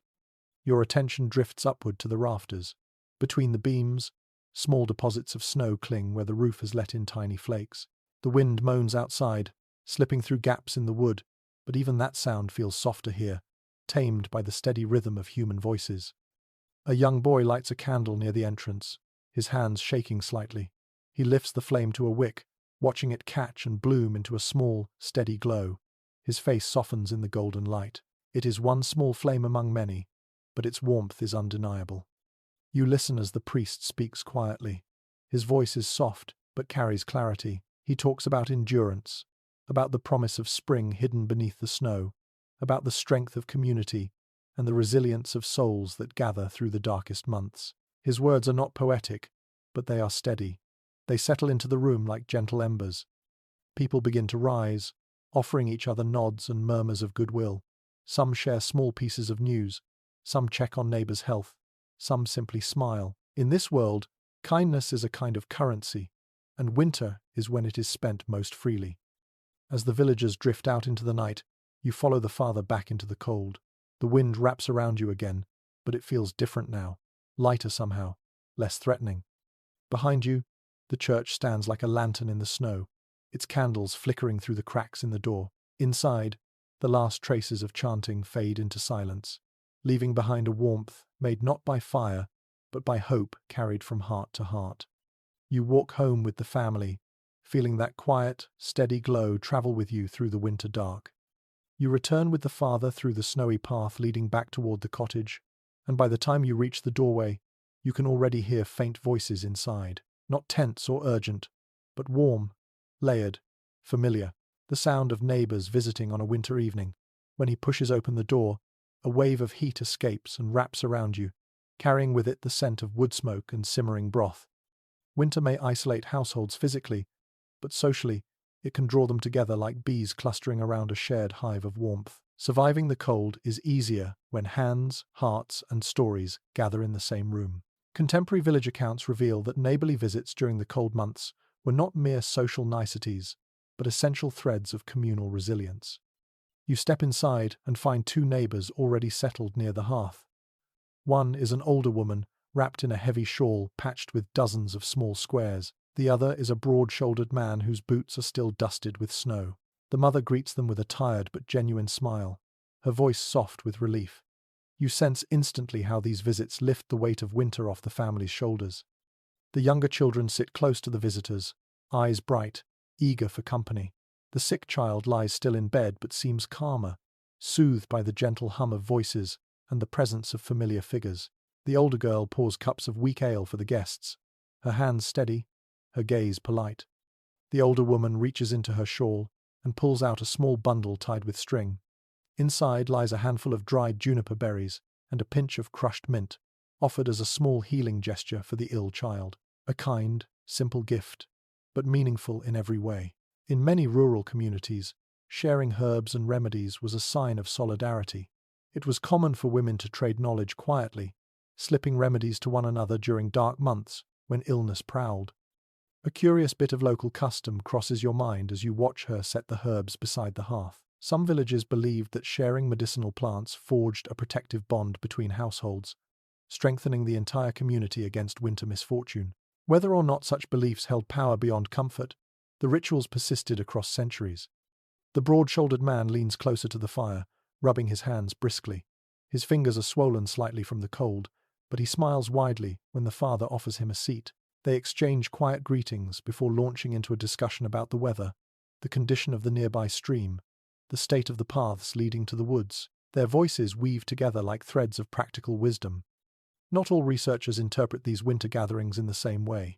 Some argue they were occasions to share labor, food, and news. Others emphasize the emotional support they provided, especially during years when hunger pressed close. As you listen now, you sense both sides of the argument. These gatherings carry warmth, laughter, plans, and strategy. They lift spirits and ensure survival. The mother offers each visitor a small bowl of porridge from the pot by the fire. It is simple food, but she shares it without hesitation. Generosity in winter becomes its own form of currency. The visitors accept the bowls gratefully, murmuring blessings for the household. You watch the steam rise from their spoons, catching the light like drifting silk. One of the children sits beside the older woman and begins telling her about a rabbit he spotted near the hedgerow earlier in the day. His voice is soft but excited. The older woman listens with patient interest, nodding, smiling, and asking small questions. You see the boy's posture relax, his worries melting into the gentle rhythm of human connection. The broad-shouldered man, warming steadily, begins to share a story from his youth, describing a winter so cold that the village well froze all the way to the bottom. The children gasp, leaning closer, their eyes wide with disbelief. He chuckles at their reactions, rubbing his beard thoughtfully. His tale continues, filled with mishaps, near disasters, and strokes of luck that carried his family through that legendary winter. As he speaks, the firelight dances across the room, illuminating the nodding heads of neighbors who have weathered countless winters themselves. Their laughter slips out softly, their breaths rising in warm currents that push against the cold pressing at the windows. You glance toward the shutters. Frost gathers on them like delicate lace. Outside, the world is rigid and silent, but inside, conversation bubbles gently, softening the sharp edges of the night. A soft knock interrupts the warmth. Another neighbor enters quietly, holding a small wooden box. Inside are a few scraps of beeswax, saved from candle remnants. The family can melt them later to shape a new candle. This is the sort of gift that cannot be underestimated. Light is priceless in winter, especially during the longest nights. He sets the box on the table and steps back, motioning that he cannot stay long. Still, his brief visit leaves the room warmer in spirit. He checks on the sick child, asks after the family's well-being, then returns to the freezing darkness outside. The door closes behind him, and the cottage exhales, gathering the warmth back to its center. Conversation resumes easily. The older woman comments on the herb bundles hanging from the rafters, complimenting the mother's skill. The mother blushes lightly and explains which herbs came from her garden and which were traded at the last market. They exchange small hints for better drying techniques, their voices low, confidential, almost conspiratorial. Knowledge passes between them like bread shared by a fire.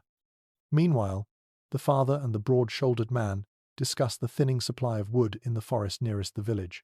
They talk strategy. Which direction is safest to travel tomorrow? Which fallen trees are still accessible? Which areas have paths packed by last week's travelers? Listening to them, you grasp how deeply survival depends on collaboration. Winter does not favor the solitary. A faint laugh escapes the children as the older girl gently teases her brother about his rabbit story. The boy hides his face in embarrassment, but his eyes gleam with delight. Even teasing becomes a form of warmth. The sick child stirs slightly, waking just long enough to hear the murmured chatter. Their eyes flutter open. The older woman leans close and whispers a blessing into their ear. The child's breathing steadies, their brow relaxing as they drift back into rest. Human closeness does what medicine cannot. You take in the room slowly, letting the atmosphere settle into your senses. Every face here glows with the same flickering firelight. Every expression reflects the same, quiet, stubborn strength. These neighbors are not gathered by chance. They are drawn together by winter's pressure, bound by the understanding that shared warmth is the only antidote to shared hardship. The fire crackles, sending gentle sparks upward. The older man finishes his story, and the room falls into an easy silence. It is not awkward, it is peaceful, the kind of silence forged from familiarity and mutual trust. The mother begins clearing the bowls, but the older woman stops her with a soft gesture, taking the bowls herself. It is a small act of help, but the mother's smile shows how meaningful it is. Winter chores never stop, and one less task means precious rest. Eventually, the visitors begin preparing to leave. Cloaks are pulled tight, boots are stamped against the floor, farewells are exchanged, not rushed, but lingering with gentle sincerity. Blessings are murmured again, for health, warmth, and fortune. Once the door closes behind them, the cottage grows quieter. The family remains gathered near the hearth, carrying the lingering glow of companionship. You sit with them, aware that winter's cold grip feels looser now, its edges softened by shared stories, shared remedies, and shared hopes. Tonight, warmth does not come only from fire, it comes from community.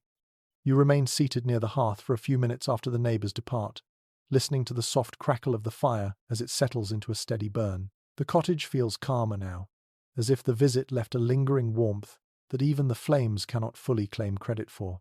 But soon the mother gestures gently toward the sleeping area, encouraging everyone to prepare for the long winter night ahead. Nights in this season stretch farther than your modern sense of time can easily grasp. They unfold slowly, filled with sounds that shape the experience of medieval winter life just as powerfully as cold or hunger ever could. Accounts from travelers and monastic observers often mention how deeply people listened at night, attuned to every creak, sigh, and distant murmur. The family moves around the room quietly, dousing their candles one by one until only the hearth remains, glowing in soft layers of ember red and flame gold. You watch as the father adjusts the fire with deliberate care, settling two thick logs at an angle so they will smoulder through the night instead of roaring too brightly. Too much flame will burn wood too quickly, too little, and the cold will seep into bones before morning. He tests the position of the logs, nods once, and lets the fire settle. The children snuggle into their blankets, each one cocooned in layers of linen and wool. As they settle, the room seems to inhale slowly, drawing itself into a softer, quieter shape. You take your place nearby, letting your body sink into the bedding. The straw beneath you rustles, exhaling a grassy scent preserved from warmer months. The blanket above you holds the faint smell of smoke and lanolin. For a few minutes, the only sound is the shifting of bedding and the tiny hum of the cat as it circles at the foot of the children's pallet. But then, the first night sound arrives. A wooden beam overhead groans softly, adjusting to the changing temperatures. The sound is long and low, like the sigh of an old creature settling in for sleep. You pause, listening, not startled, just attentive. In a house made from living materials, these voices of wood and thatch are as familiar as family members. A faint scraping follows next. Something small moves within the walls, paws skittering lightly across the daub. A mouse, perhaps, searching for scraps or warmth. The cat's ears twitch instantly.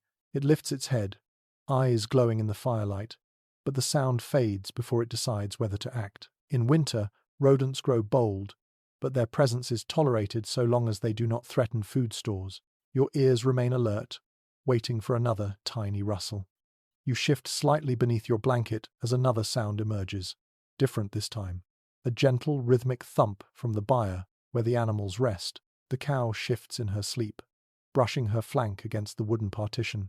Her movement echoes through the quiet cottage like a heartbeat, grounding, steady. You feel the warmth of her body even from here, a reminder that these animals lend more than milk and wool. They lend presence, a kind of living company that shapes the night. A curious observation from some old rural diaries surfaces in your mind. Villagers often described winter nights as crowded with sounds, not empty. The world outside might sleep under snow, but inside, houses hummed with the subtle life of humans and animals breathing, wood settling, and wind testing every seam. The wind arrives next, touching the cottage like invisible fingers. It pushes softly at the shutters, humming low before rising into a gentle whistle. The sound shifts across the walls, sometimes sharp, sometimes soft. You watch the flame respond, leaning one way, then the other, as the draught snakes through unseen gaps in the structure.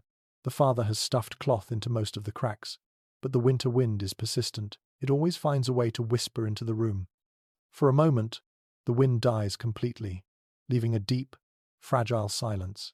You can hear your own breath mixing with the slow exhalations of the sleeping children. The fire pops quietly, sending a tiny spark upward that fizzles before reaching the roof. You feel your senses heighten in the quiet, as though the absence of sound demands more attention than noise ever could. Then comes a new sound, the sort that makes you pause in uncertainty. A faint groan from outside, far across the frozen yard. At first, you assume it is another tree bending under the cold, but the tone is different, too rhythmic. You lift your head slightly, and the father opens his eyes, listening too. After a breath, he relaxes. It is only the ice shifting on the nearby stream. In winter nights, even water speaks. Not all specialists interpret these nighttime soundscapes the same way. Some argue that medieval people, accustomed to such noises, barely noticed them. Others claim that winter nights heightened awareness, making families especially sensitive to every creak and whisper. As you lie in the dim glow of the fire, you suspect the latter. This world encourages attentiveness. It rewards it. The mother, still awake, rises to check on the sick child. She lifts the blanket slightly, ensuring the child's breath flows warm and steady. This movement creates a soft rustle, a tender noise in the quiet tapestry of night sounds. She settles back onto her own bedding with a long exhale, the kind that signals exhaustion wrapped in relief. You close your eyes briefly, drifting half into sleep, when a sudden tapping breaks the calm. A branch brushes against the outer wall, dragged by the wind. It taps once, twice, irregularly, like knuckles on a door. The sound is not frightening, just unexpected. The father sighs quietly. He will likely trim that branch tomorrow if the weather allows. Such small disruptions matter in winter. Sleep is precious. Another sound rises, this one more constant. The low, deep rumble of the pig shifting in the byre, snorting softly, then settling again with a huff. The familiar noise draws a quiet smile from the older child, who murmurs something dreamy before drifting deeper into sleep. Even animals have nighttime personalities here, full of quirks and comforts. Above you, the thatched roof responds to the cold. You hear faint cracking, like tiny grains splitting. The roof is losing moisture to the freezing air, tightening itself. The sound is subtle but continuous, a hushed winter music, older than any human tradition. Then the most delicate noise of all emerges: snow falling. At first, you doubt your ears, but soon you recognize it, a faint pattering along the roof, like sifted flour landing softly on wood. Each flake adds to the growing blanket that muffles the world outside. The snow creates its own hush, deepening the quiet, swallowing distant noises. The cottage becomes small, enclosed, almost floating within the sound-dampened winter night. A dog barks far away, sharp and brief. The sound travels strangely, muted by snow. Perhaps a fox is prowling near the edge of the forest. The bark repeats once, then fades. Silence returns like a slow tide. Gradually, the room settles into an almost dreamlike stillness. The fire whispers low. The cat purrs faintly. A child sighs softly in sleep. You listen to it all, aware that these sounds form the soundtrack of countless medieval winters. Each noise carries meaning, comfort, warning, memory, life. As you breathe deeply, soothed by the layers of sound, the darkness feels less intimidating. The night becomes a living companion rather than an empty void. You find yourself sinking into sleep, lulled by the harmony of creaks, breaths, crackles, and whispers. Winter nights hold their own kind of beauty, shaped not by light, but by sound. And tonight, wrapped in warmth and surrounded by these gentle noises, you let your eyes close fully, ready for the next chapter of winter life when morning comes. You wake slowly the next morning, not to sunlight, but to the muted grey that seeps through the shutter cracks. The fire has burned down to embers, glowing faintly like sleepy eyes watching over the room. The cold has slipped back into the air, creeping across the floorboards and whispering along the edges of blankets. You shift slightly and hear the soft rustle of straw beneath you. In the half-light, you notice movement near the hearth. Two small shapes, children. Already awake, already working. Their breath forms faint puffs in the chilly dawn as they move with the quiet determination learned from generations before them. It is widely noted in manor records that children in medieval villages contributed significantly to winter tasks, even at very young ages. The youngest boy tugs on his woolen stockings, pulling them up with practiced motions despite the stiffness of the fabric. His fingers fumble once or twice, still clumsy with sleep, but he keeps going. Next to him, his older sister ties a scarf around her neck, the ends frayed from years of use. She smooths the wool with the flat of her hand, then moves toward a small basket filled with tools and scraps of cloth. Even before breakfast, she plans repairs that must be done today. You watch them quietly. Their faces are solemn in the cold, but underneath you see sparks of energy, the kind only children can hold on to in the bleakest season. The older girl kneels beside the hearth and gently stirs the embers with a long stick. She blows softly, coaxing a shy flame to rise. It flickers once, twice, then blooms into a small, steady fire. She sits back, satisfied. Keeping the fire alive is part of her morning duty. If it dies completely, the whole family pays the price in freezing hours and wasted fuel. A small, endearing detail from rural childhood comes to mind as you watch her tend the fire. Some families taught children to warm their hands near the embers and then run outside to fetch kindling before the warmth faded from their fingers, a small race against the cold. Today, however, the siblings seem content to take their time. The boy stands and stretches, rubbing at his eyes. He looks around the room, then moves toward the water jug. When he lifts it, A faint layer of ice cracks inside. He shakes it gently, hearing the water slosh. The ice will melt near the fire soon enough, but he knows better than to spill precious drops. He sets it near the hearth with exaggerated care, as though the jug might shatter if he breathes too hard. Not all experts agree on how much responsibility rested on children during winter months. Some scholars believe their chores were lightened during the harshest cold, while others argue that winter intensified their workload because the family needed every pair of hands. Here, watching these two move through their tasks with routine confidence, it is hard to imagine winter granting anyone an easy day. The girl crosses the room and lifts a small wooden stool. She carries it to the center of the floor and climbs on top to reach a rope of dried herbs hanging from the rafters. With nimble fingers, she plucks one sprig of marjoram and hands it to her brother. He grins, stuffing it carefully into a tiny cloth pouch he wears at his belt. A protective charm, perhaps, or a scent to mask the barn odors he will encounter later. You notice that while the tasks are serious, the children's movements contain a lightness that contrasts with the heavy responsibilities the adults carry. Childhood weaves through winter life, not in the absence of labor, but in the way simple tasks become opportunities for tiny joys. The girl moves to a wooden chest and pulls out a bundle of yarn. She sits cross-legged near the fire and begins winding it around her fingers, creating a neat ball. Her rhythm is steady. She hums under her breath, a small melody that fills the otherwise silent room. The sound blends perfectly with the crackling fire. For a moment, the cottage feels warmer, simply because of her tune. Her brother kneels beside her and begins stitching a tear in his mitten. His stitches are crooked, sometimes too tight, sometimes too loose, but his concentration is fierce. He bites his lip each time the needle snags. When he finally finishes, he holds up the mitten proudly. The girl examines it, nods approvingly, and pats his shoulder. Encouragement takes the place of formal education here. Skills are learned through imitation, patience, and gentle correction. The sick child stirs in the bedding, murmuring softly. The girl rises at once and checks their forehead, just as she watched her mother do the previous night. The gesture is confident, surprisingly mature for someone her age. She adjusts the blanket, tucking it closer around the small body. The boy watches with wide eyes, absorbing every detail. He will repeat these same gestures someday. A faint scratching sound reaches your ears. The girl turns quickly, recognizing it instantly. She grabs a clay bowl from the shelf and sprinkles a few crumbs near the doorway, luring a small hen that has wandered into the cottage seeking warmth. The bird hops over, pecks at the crumbs, and makes a pleased little noise. The children giggle softly. It is a rare moment of play in a season defined by scarcity. The boy, now fully awake, tugs on his boots and heads for the back door. The girl reminds him to wrap his scarf twice around his neck. He complies, rolling his eyes yet grinning. He pulls the wooden latch, and a burst of icy air enters the room as he slips outside to check the buyer. His steps crunch across the snow.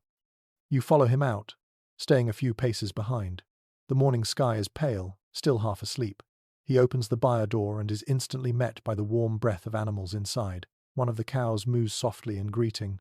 He answers with an affectionate pat on her flank, then checks the straw, turning it over with a small rake to freshen it. His movements are small, but purposeful. The goat nudges him playfully, nearly knocking him over. He laughs, steadying himself. A moment later, he scoops a little straw and tosses it lightly toward the pig. The pig snorts, confused, and the boy giggles again. Even in the coldest season, children find ways to turn chores into games.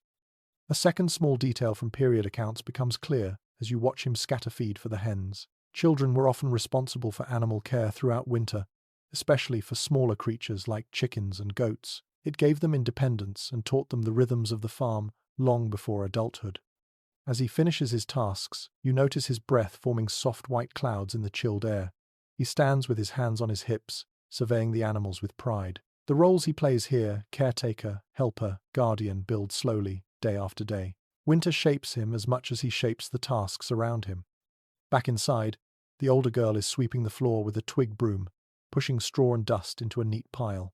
She moves quickly, knowing that warmth depends on keeping the floor clean and dry. The father enters a moment later, brushing snow from his cloak. He nods approvingly when he sees how much the children have already done. The girl beams quietly. The boy, now returning from the buyer, stomps his boots loudly, filling the cottage with a lively clatter. Their energy fills the room with a sense of resilience. Even winter seems to soften in their presence. They gather near the hearth for breakfast, their cheeks flushed with cold and accomplishment. The morning porridge is simpler than last night's meal, but they eat eagerly, discussing small details from their chores and whispering about the hen who tried to sneak into the house earlier. Watching them, you realize something important. Winter might be harsh, but in the hands of children, even the simplest chores pulse with a sense of life. Their resilience becomes a kind of warmth for the entire household. As the fire brightens and the day begins its slow climb, the children prepare for the next tasks that await them. Their laughter, soft but real, lingers in the air like a promise. You watch the children finish their morning tasks, but soon the rhythm of the cottage shifts again. The mother rises from her seat by the hearth, wrapping her shawl tightly around her shoulders. Her steps are calm but purposeful as she moves toward a wooden chest near the wall. When she lifts its lid, a soft, warm scent escapes, carrying traces of lanolin, dried herbs, old fabric, and something faintly sweet, like barley flour. From this moment onward, you begin to see the pulse of winter through her hands. It is widely recognized in household accounts and monastic letters that women's winter labor formed the hidden engine of survival, humming steadily beneath every day of freezing cold. She pulls out a spindle first, then several handfuls of raw wool. The fibers cling to one another like pale clouds. With a practiced flick of her wrist, she twists the wool around the spindle, coaxing it into a long, smooth thread. The movement is so fluid, so rhythmic, that you almost forget the complexity behind it. Thread becomes cloth, cloth becomes clothing, clothing becomes warmth, and warmth becomes life in the long winter. You sit nearby and watch the spindle whirl gently. The soft whir blends with the crackle of the fire. The mother's fingers never pause. She draws the wool into thinner and thinner strands, turning something unruly into something obedient. Without this work, no mending could happen. No blankets could be repaired. No new garments would appear when a sleeve tore or a sock frayed. The winter would grow colder, harsher, and more unforgiving. A small, intriguing detail about women's winter work rises naturally as you watch her. Some communities believed women who spun wool during thunderstorms risked attracting lightning, not because of magic, but because the sound of whirring spindles supposedly invited spirits of the storm. So, in winter storms, many kept their spindles near the hearth, spinning in whispered silence to avoid tempting fate. It is hard to know how often this belief was taken seriously, but stories of spinning and storms linger in the margins of old folk tales. The girl, already finished sweeping, joins her mother. She settles onto a stool with needle and thread in hand, mending a tear in the family's heavy cloak. Her stitches run straighter than yesterday's, more even, more confident. The mother glances at her work, smiles softly, and continues spinning. This room becomes, for a time, a workshop of quiet skill. Not all researchers agree on just how much of winter labor fell to women alone. Some suggest that roles blurred depending on need, while others argue that spinning, mending, brewing, and managing the home were overwhelmingly women's responsibilities. Sitting here, watching the mother's relentless focus and the girl's eager imitation, you sense why the debate exists. Tasks shift, overlap, and blend, shaped by necessity rather than rule. A pot near the hearth begins to bubble. Earlier, the mother mixed water with crushed barley and a small spoonful of dried hops. Now the mixture simmers, filling the cottage with a malty aroma. She stands to stir it, keeping her movements slow and careful. This small batch of ale will be mild, barely alcoholic, but it keeps illnesses at bay and warms belly and spirit alike. She pours a thin line of the hot liquid into a cup to test its flavor. Steam curls upward, carrying scents of grain and hearth smoke. Satisfied, she lets the pot simmer. Later she will strain it, cool it, and store it in a clay jug covered with waxed cloth. Beside the fire, she begins kneading a ball of dough next. Her hands press into it firmly, rhythmically, as if releasing tension into the soft mass. Flour is precious in winter, but every few days she bakes a small loaf or two, mixing grains with scraps of cooked peas or dried herbs. The aroma of baking bread will warm the cottage almost as much as the fire does. The girl rises to help, dusting her hands with a pinch of flour. Together, they shape the dough with practiced grace. The boy hovers nearby, watching, perhaps hoping for a warm crust later. The mother taps his nose lightly with a flour-covered finger, and he laughs, his breath puffing in the cold air. Even winter chores hold space for gentle play.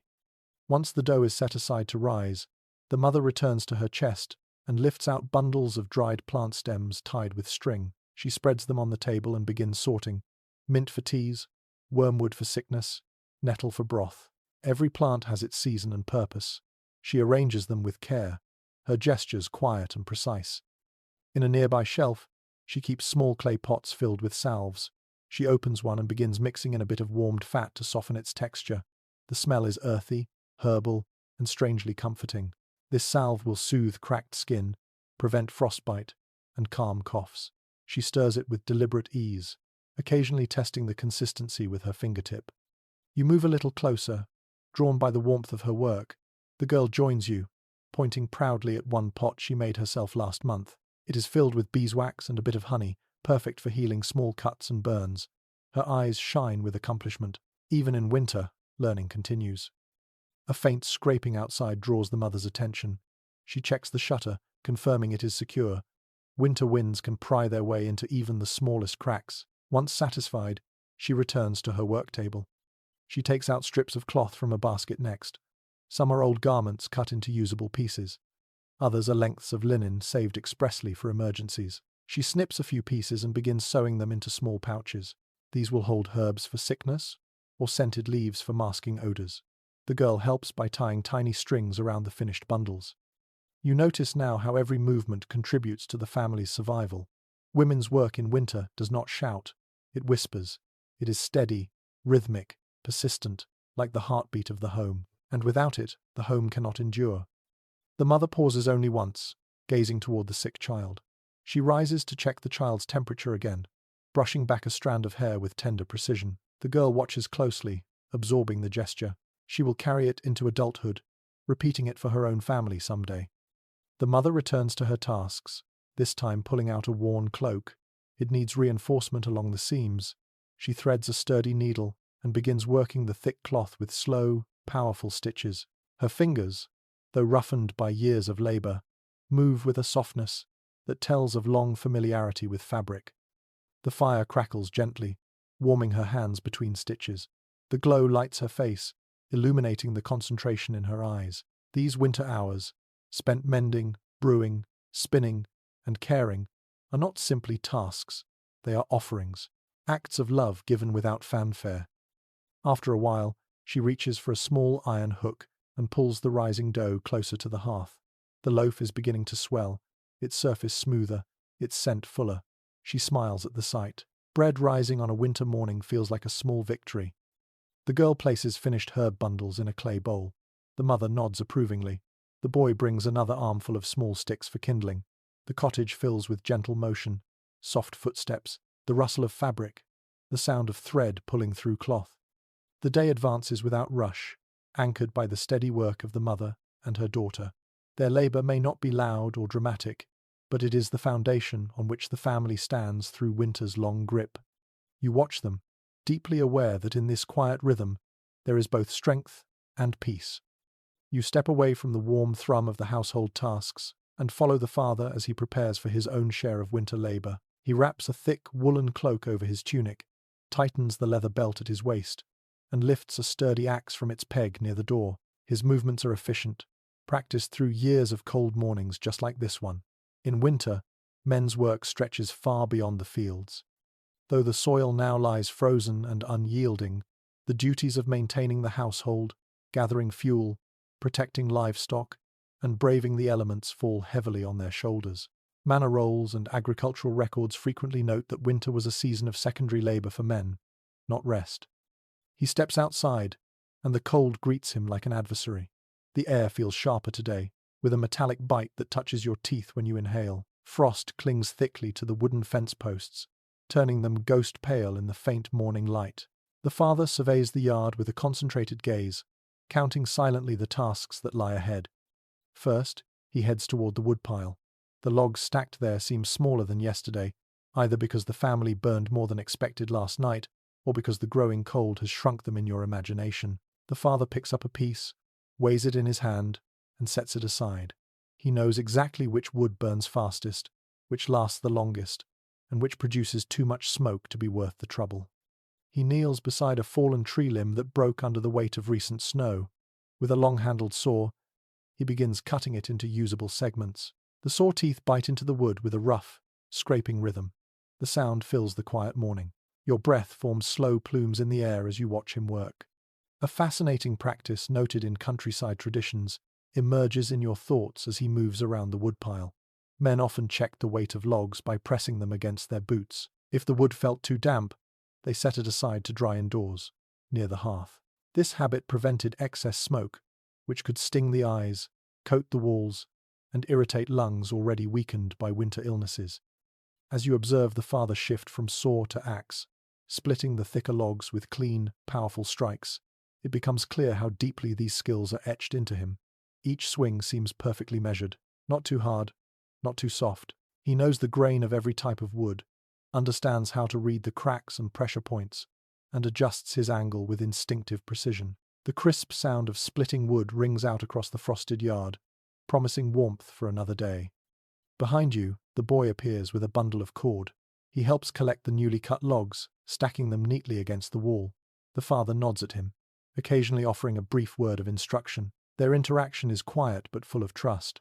Layer by layer, winter teaches the boy how to one day shoulder these same tasks. Not all historians agree on how heavily winter burdens fell on men compared to other seasons. Some argue that without field work, men experienced a lighter workload. Others point to evidence of relentless winter tasks, mending fences battered by storms, checking traps, clearing snow from pathways, hauling water when the well froze, cutting timber, repairing tools, and protecting livestock from predators. Watching the father now, you sense that winter offers no true respite. It simply shifts the shape of effort. The father wipes frost from his beard and gestures for you to follow him toward the edge of the property. Beyond the fence lies a stretch of woodland, its branches bowed beneath the weight of snow. The air grows colder under the trees, but the forest offers resources the family cannot survive without. He bends down to examine a snare he set yesterday. The trap lies empty, but the tracks around it tell a story. A fox passed through, brushing against the loop but not triggering it. He resets the snare, adjusting the tension carefully. Hunting in winter is unpredictable. Small animals provide vital protein, but they become wary and scarce as the season deepens. A small detail common in winter rural life comes to mind as you watch him adjust the trap. Some men rub their gloves with crushed juniper berries or pine resin to mask human scent. Whether it significantly helped is unclear, but the practice reveals how cleverly people attempted to outmatch the sharp senses of winter creatures. The father moves on to inspect the fence line. A post has cracked under last night's freeze, leaning just enough to worry him. He kneels, pressing his gloved hand into the snow to uncover the damage. With a practiced motion, he braces the post with wooden wedges from his cloak pouch and begins hammering them into place with a small mallet. The sound echoes in the crisp air. These repairs are small, but essential. A broken fence could invite predators or let livestock wander into danger. You follow him to the barn, where the animals greet him with soft grunts and shifting hooves. The warmth from their bodies brushes against your face as he checks their bedding. He adds fresh straw to the cow's stall, then tests the water bucket with his hand. A thin sheet of ice has formed. He breaks it with a sturdy iron rod, stirring until the water moves freely again. He kneels beside the goat, examining her hooves carefully. Sometimes ice builds between the hooves and must be removed to prevent injury. He scrapes away the debris gently, murmuring soothingly to the animal. The goat nudges him in quiet gratitude. You notice his breath quickening from effort. Winter work demands strength in slow, persistent doses. Nothing is rushed, but nothing can be ignored. Back outside, he takes a deep breath and steps toward the small stream near the woods. The surface is partially frozen, but the center still flows quietly. He fills a bucket, lifting it with a grunt. The water sloshes cold against the wooden sides. He carries it back toward the cottage, his steps steady despite the weight. On the way, he pauses at a fallen log half buried in snow. He presses his boot against it, testing its condition. Too wet to burn. He leaves it, knowing that wasted effort in winter has consequences. At the cottage door, he sets the bucket down with a heavy exhale. His beard is dusted with frost now, and the tips of his gloves have stiffened slightly. The mother opens the door and offers him a warm cloth for his hands. He presses it gratefully around his fingers, letting the heat soak in. The children gather around him eagerly, asking about the forest, the stream, the traps, He answers in short, patient phrases. Their curiosity warms the room more than the fire can. He sets the tools aside and rubs his shoulders, easing the strain of the morning. The day is far from over. More wood must be moved, more repairs made. And still, he will help with indoor tasks once the light fades. Perhaps the greatest truth about wintermen's work, visible now in this quiet moment, is that endurance becomes a skill of its own. Not loud, not heroic, but steady, persistent, shaped by cold mornings, long days, and responsibilities that do not yield to weather. As the father finally sits near the hearth, steam rising from the cup the mother hands him, you feel the weight of his labor settle into the room. The warmth he helped secure fills every corner, an invisible shield against the season's worst. This is the rhythm of winter for men: lifting, mending, hauling, chopping, guarding, maintaining life through both strength and patience. And as you sit beside him, listening to the crackle of the fire, you sense that tomorrow will begin the same way, with breath in the cold air, an axe in hand, and a world of frozen tasks waiting to be shaped into survival. You remain close to the hearth as mid-afternoon drifts slowly into evening, the light thinning until the world outside feels dipped in blue-grey frost. The mother has just placed the rising loaf near the fire, and the children are settling into small tasks when a sudden knock echoes lightly on the door. Not urgent, not fearful, but expectant. The father rises, brushes wood dust from his sleeves, and opens the door to reveal a blast of cold air and two neighbors carrying baskets. At once, the atmosphere inside shifts. Tonight is no ordinary evening.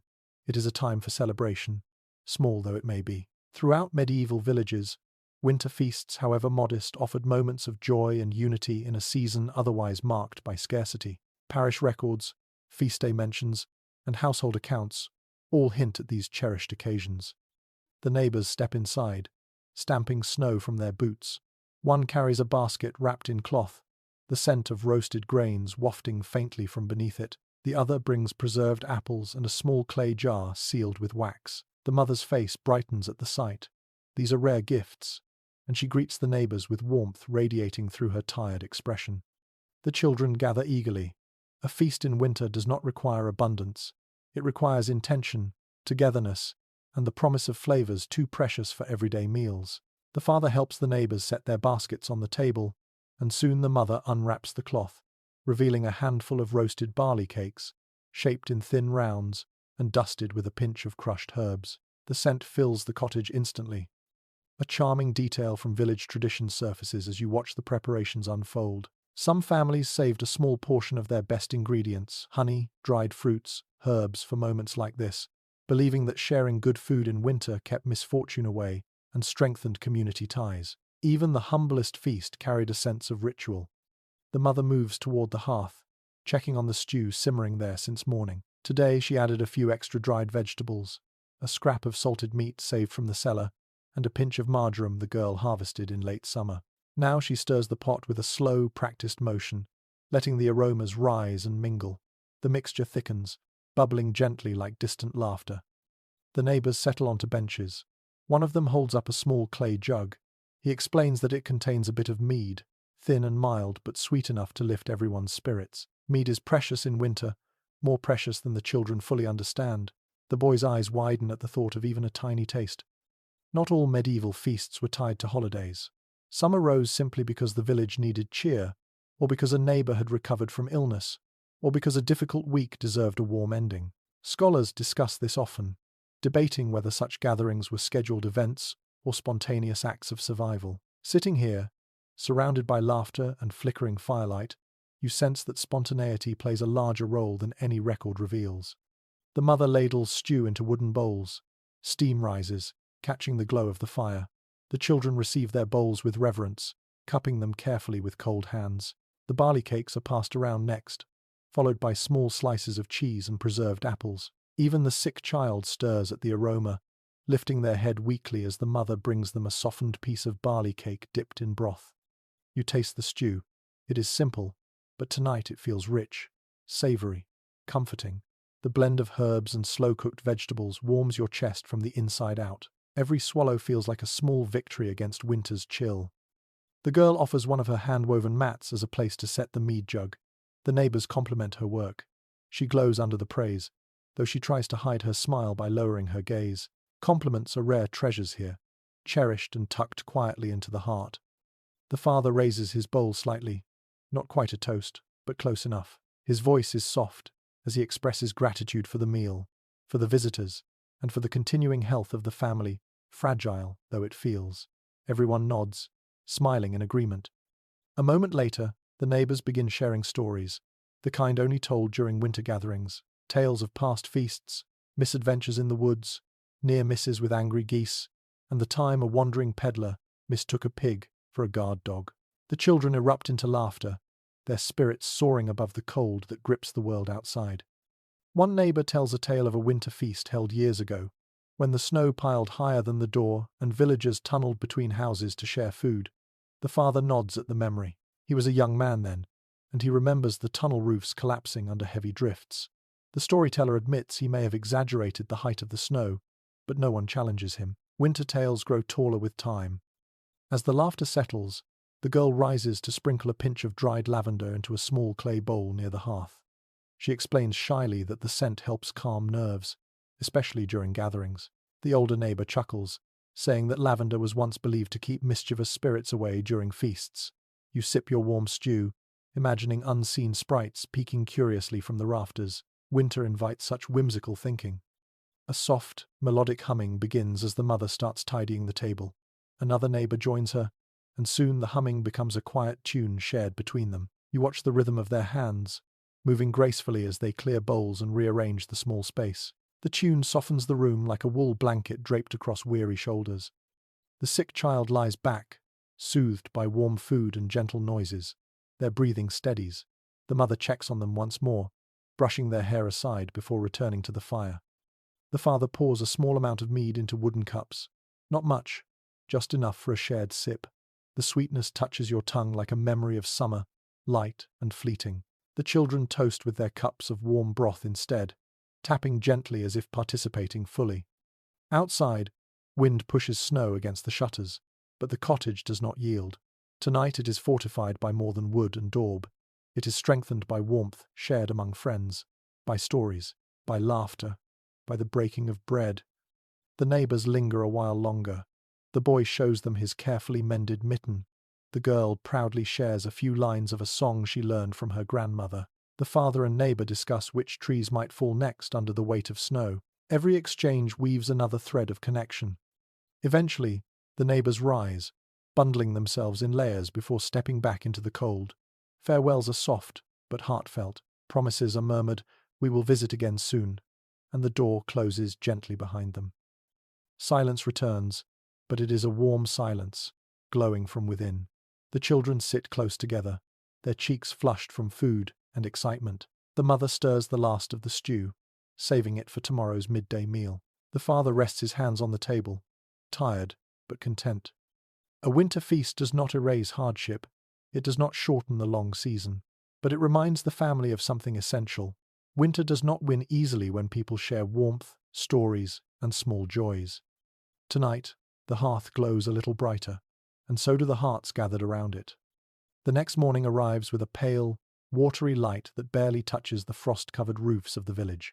You step outside with the mother and father as they prepare for the weekly winter market day, one of the few chances for villagers to gather supplies, trade goods, and exchange news. Markets in winter might sound impractical, but early account books and merchant letters indicate that these chilly gatherings were essential for survival. They linked scattered households into a fragile network of goods and goodwill, even when snow made travel difficult.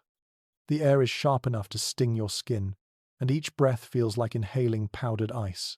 Snow crunches beneath your boots in deep, crisp layers. The father pulls a small hand sled behind him, its wooden runners gliding smoothly over the hard-packed path. The mother carries a woven basket, its handle wrapped with cloth to keep her fingers from freezing to it. Inside are the goods they plan to trade: a small bundle of herbs, a few skeins of newly spun wool, and a pair of mended gloves that the daughter crafted with great care. The boy trots beside them, bundled so tightly in wool and linen that he looks almost spherical. His eyes shine with excitement. Market days are not chores, they are adventures, even in winter. As you make your way along the narrow, snow-lined lane, more villagers join the path. Cloaks billow in the cold breeze. Boots slip slightly on icy patches. Dogs trot between feet, leaving quick, delicate prints in the snow. Despite the harshness of the season, there is an undercurrent of anticipation in every step. A small custom noted in many rural accounts drifts through your mind as you walk. Families often sprinkled crushed rosemary or juniper at the cottage threshold before leaving for market, believing it protected them during the journey. You spot faint green flecks near several doorways. Even in winter, old rituals remain alive. The path to the market widens as it approaches the village square, which sits slightly elevated to avoid flooding during thaw seasons. Today, it is covered with packed snow, polished smooth by dozens of boots. Wooden stalls stand like skeletal frames, their roofs thick with frost. Merchants have begun setting up tables, arranging their goods carefully to keep them from freezing. The mother greets a woman selling dried legumes. The two exchange a few words and compare their wares.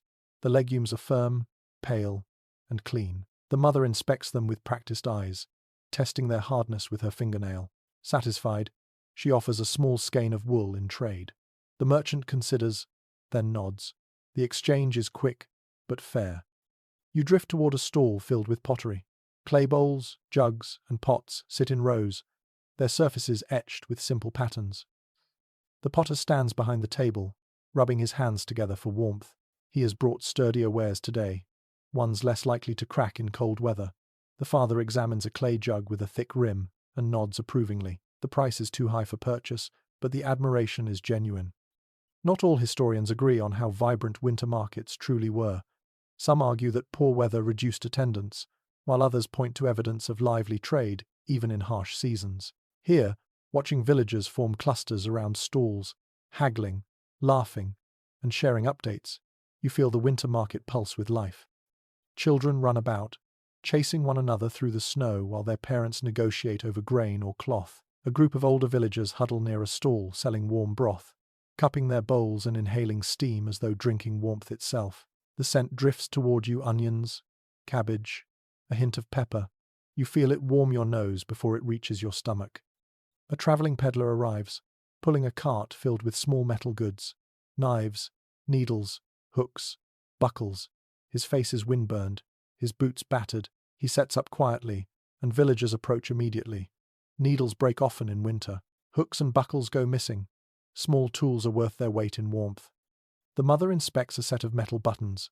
Their shine is dulled by age, but they are sturdy. She offers dried herbs in exchange. The peddler eyes the herbs curiously before agreeing. Herbs are valuable during long cold months. He tucks them into a pouch with a grateful nod. Near the center of the square, a woman sells candles made from tallow and precious beeswax.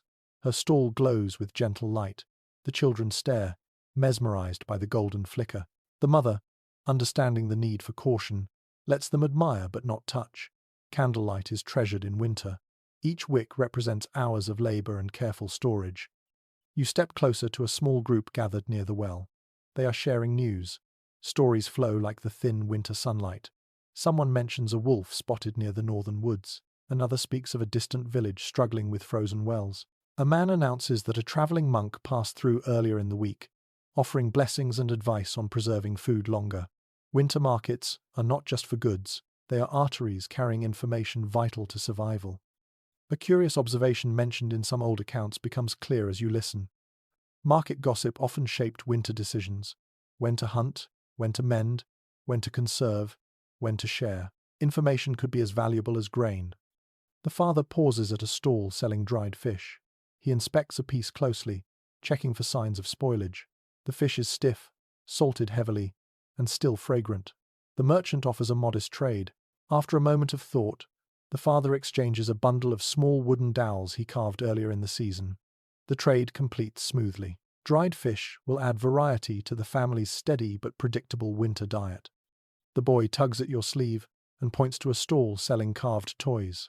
Tiny wooden animals line the table, their shapes simple but charming. The boy stares longingly, but he knows toys are a rare indulgence in winter. The carver notices his gaze and quietly hands him a small wooden bird. A gift, a kindness. The boy beams, clutching the bird as if it were carved from gold.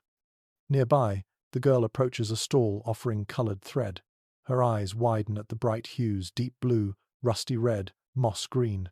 The merchant smiles and lets her touch a skein. She turns to her mother, who gently shakes her head. The coloured thread is too costly. But the girl's brief joy adds a spark of warmth to the chilly air. As you walk the perimeter of the market, you notice a group of villagers gathered around a fire pit built in the centre of the square. They warm their hands and share jokes. A man roasts chestnuts, handing them out in exchange for small favours or shared stories. The shell cracks beneath your fingers as you peel one. The nut inside is sweet and soft, warming your mouth instantly. The crowd thins as the sun begins its slow descent, and the cold intensifies. People gather their goods, pull their cloaks tight, and begin the journey home. The market square quiets, its early bustle settling into a gentle hush. You help the family pack their trades onto the sled. The mother's basket is fuller now. Legumes, metal buttons, a small jar of dried berries, and a few other precious items. The father's sled holds the dried fish and a bundle of straw mats purchased cheaply from a neighbour who wove too many this season. As you make your way back along the snow-covered path, you hear laughter drifting from behind you, children racing home, villagers calling farewells. The winter sky softens into a shade of lavender, and smoke rises from chimneys like threads of ink. By the time you reach the cottage, your boots are dusted with fresh snow. The mother sets the basket on the table, and the father stores the new supplies carefully near the hearth. Winter markets may be simple, meagre by modern standards, but to these villagers, they are lifelines, places where trade, rumour, friendship, and survival weave seamlessly together. And tonight, as the cold deepens beyond the shuttered windows, the family feels a little richer, a little safer, and a little more connected to the world beyond their walls. The warmth of the market lingers in your thoughts long after the family returns home, but winter seldom grants more than a brief pause. The next morning brings a sky heavy, with dull, metallic light, the kind of sky that warns you snow is thinking about becoming something worse. You step outside with the father, who carries a length of rope coiled around his shoulder and a long staff in his hand. Today he must check the traps scattered along the forest paths and bring back any supplies caught in the night. Travel in winter is never simple, and each step on icy ground demands attention. Accounts from medieval travellers often describe winter journeys as deceptively dangerous, less because of storms and more because silent hazards lurked beneath every layer of snow. You pull your cloak tighter against a thin wind that slices across the landscape. The boy follows you both, eager yet cautious. His boots crunch rhythmically in the fresh crust of snow. The father nods for him to stay close, and together you head toward the narrow track leading away from the village. The path is faint today, half buried under drifts that arrived silently in the night. The father prods the snow with his staff before each step, testing for hollows or ice slicks. You watch his movements carefully. Instinct guides him. He knows the terrain beneath the snow almost by memory, the hidden routes that might trip him, the shallow ditches that disappear under a white veil, the spots where the ground slopes gently enough to make a fall dangerous. A small yet clever winter habit surfaces in your mind as you proceed. Some villagers scattered handfuls of ashes onto their paths before walking, giving themselves a visible line to follow home. Today, the faint smears of grey beneath the snow reveal that the father used this trick last week. Even half-covered, the trail helps orient your eyes. The forest looms ahead, its branches bending low under the weight of ice. When the wind blows, the trees creak with long, aching sounds, as though complaining about the burden of winter. The father stops near the first snare, buried under a thin cover of powder. He brushes the snow aside and finds the loop untouched. No catch here. He resets the snare carefully and moves on. The boy spots the next one before either adult does. He darts forward but stops immediately when the father raises his hand. The boy waits, shifting from foot to foot. The father moves ahead, clearing snow with deliberate sweeps of his staff. The snare has caught something small, a hare, frozen still in the cold. The father retrieves it with quiet respect, murmuring thanks under his breath. Winter makes hunters thoughtful. You feel the solemnity of the moment settle into the snow around you. A few steps later, the wind picks up again, pelting your face with tiny shards of ice. You lift your gloved hand to shield your eyes. Visibility shrinks, and the father motions for everyone to pause. Winter storms often arrive without warning, and even a mild one can erase paths with startling speed. Some researchers continue to discuss how winter navigation worked in the Middle Ages, given the lack of sophisticated tools. Many villagers relied on landmarks, a crooked oak, a boulder shaped like a crouching animal, the line of a frozen creek. Today, the father studies the trees, comparing their silhouettes against memory. His gaze moves with confidence, though the snow disguises everything. Still, he knows how to read the forest in winter, and after a long moment, he gestures forward again. You continue along the path, though the wind now nudges your cloak sideways. The boy walks closer to the father, gripping the hem of his coat. His breath comes out in rapid puffs, yet his eyes remain wide with determination. Every winter journey shapes him. At the third trap, the father crouches to inspect the snow. Tracks scatter around the snare fox tracks. The trap lies sprung but empty. The boy squints at the prints, trying to read the story they tell. The father explains quietly how the fox approached, tested the snare, and cleverly slipped the bait without being caught. Nature's intelligence leaves its signature in the snow.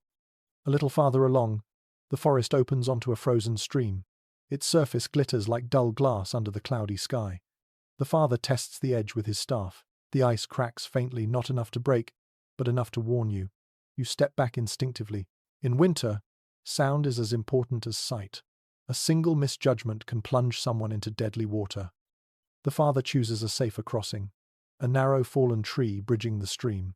He helps the boy across first, placing one hand on the child's shoulder. You step onto the log next. The bark is slick, but the father's guiding hand keeps you steady. On the far side, the snow seems deeper, hugging your boots like sand. A nearby hillside is dotted with hoarfrost, delicate crystal structures clinging to twigs and grasses. The boy brushes his fingers along them, watching the crystals break apart in tiny bursts. Even in hardship, winter offers moments of beauty that spark wonder. As you continue, the soundscape shifts. The wind falls silent, replaced by distant bird calls.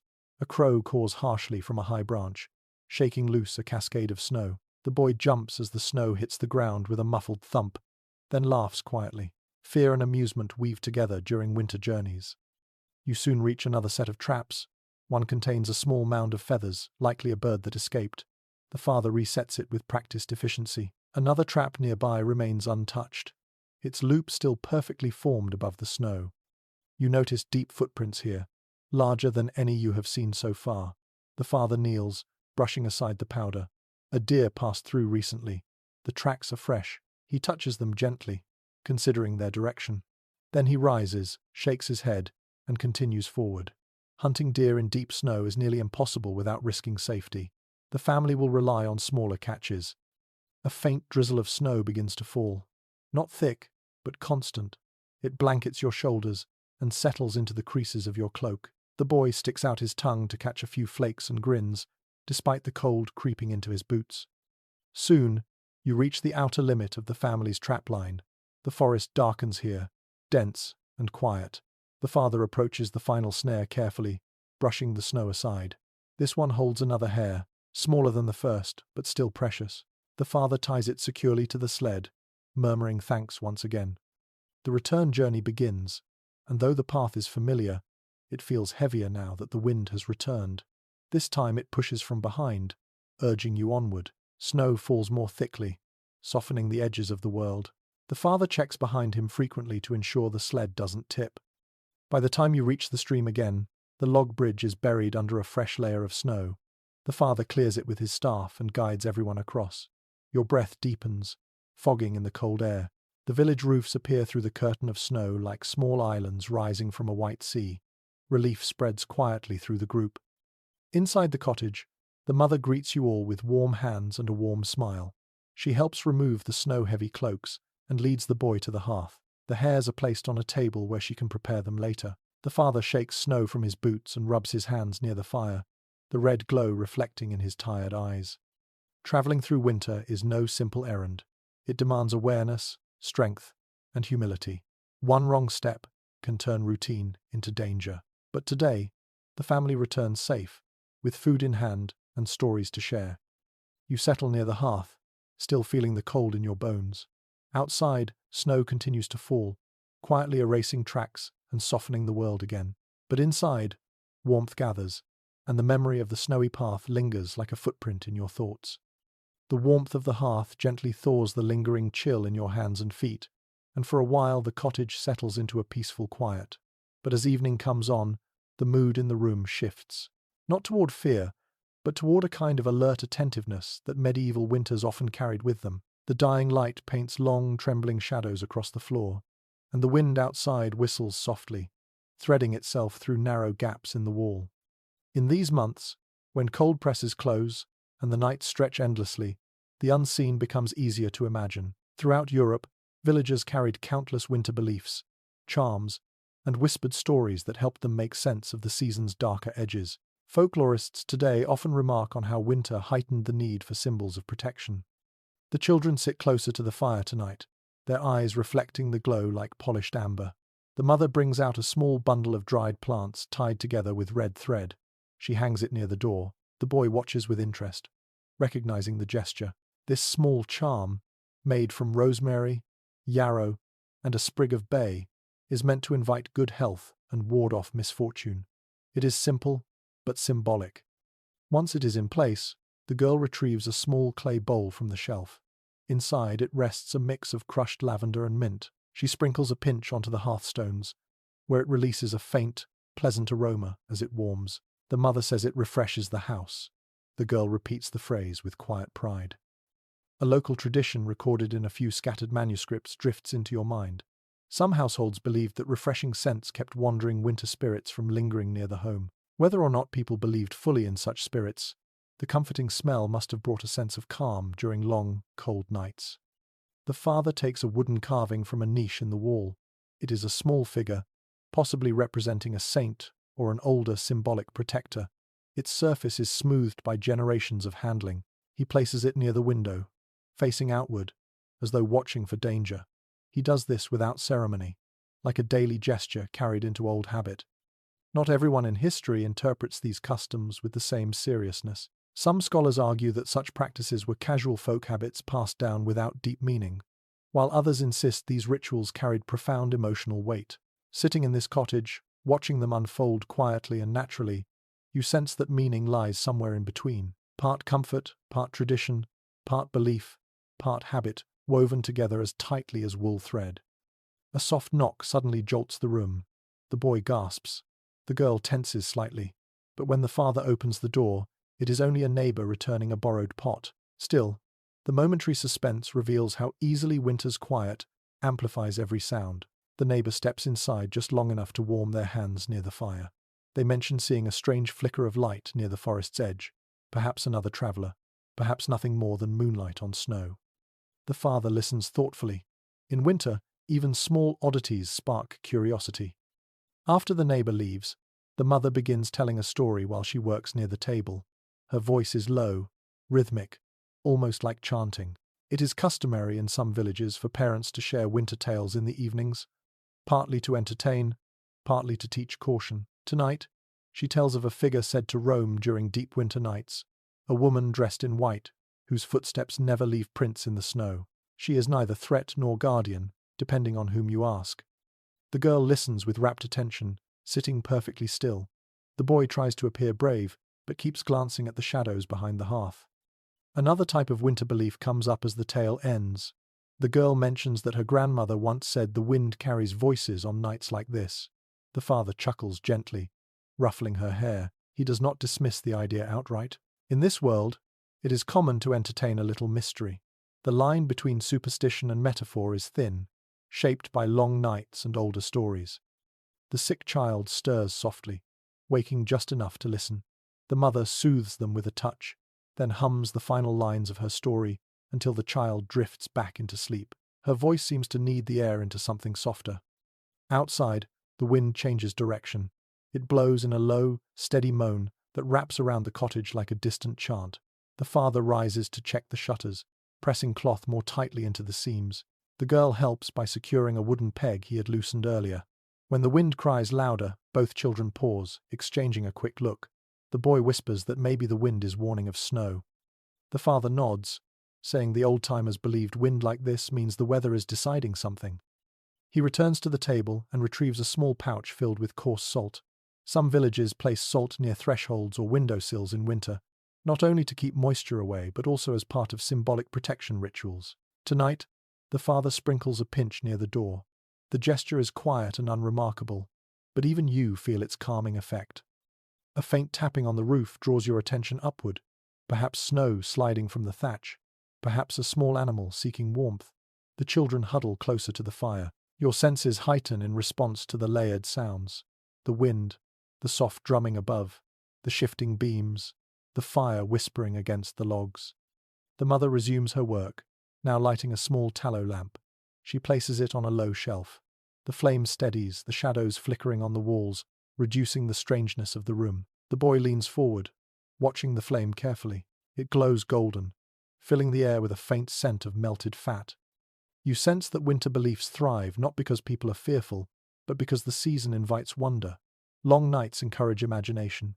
Strange sounds echo more sharply. Dim light creates shapes that appear alive, and the moments of uncertainty spark stories that pass from elders to children, becoming threads that stitch communities together.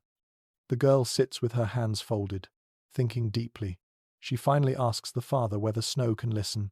The father smiles, saying that snow listens only to footsteps and remembers their warmth. The mother laughs softly, adding that the snow also remembers kindness. Whether spoken in jest or belief, the words soothe the room. As the evening deepens, the family begins their quiet rituals for rest. The mother checks the herbs above the door. The father ensures the carved figure remains steady by the window. The children wrap themselves in blankets with practiced movements.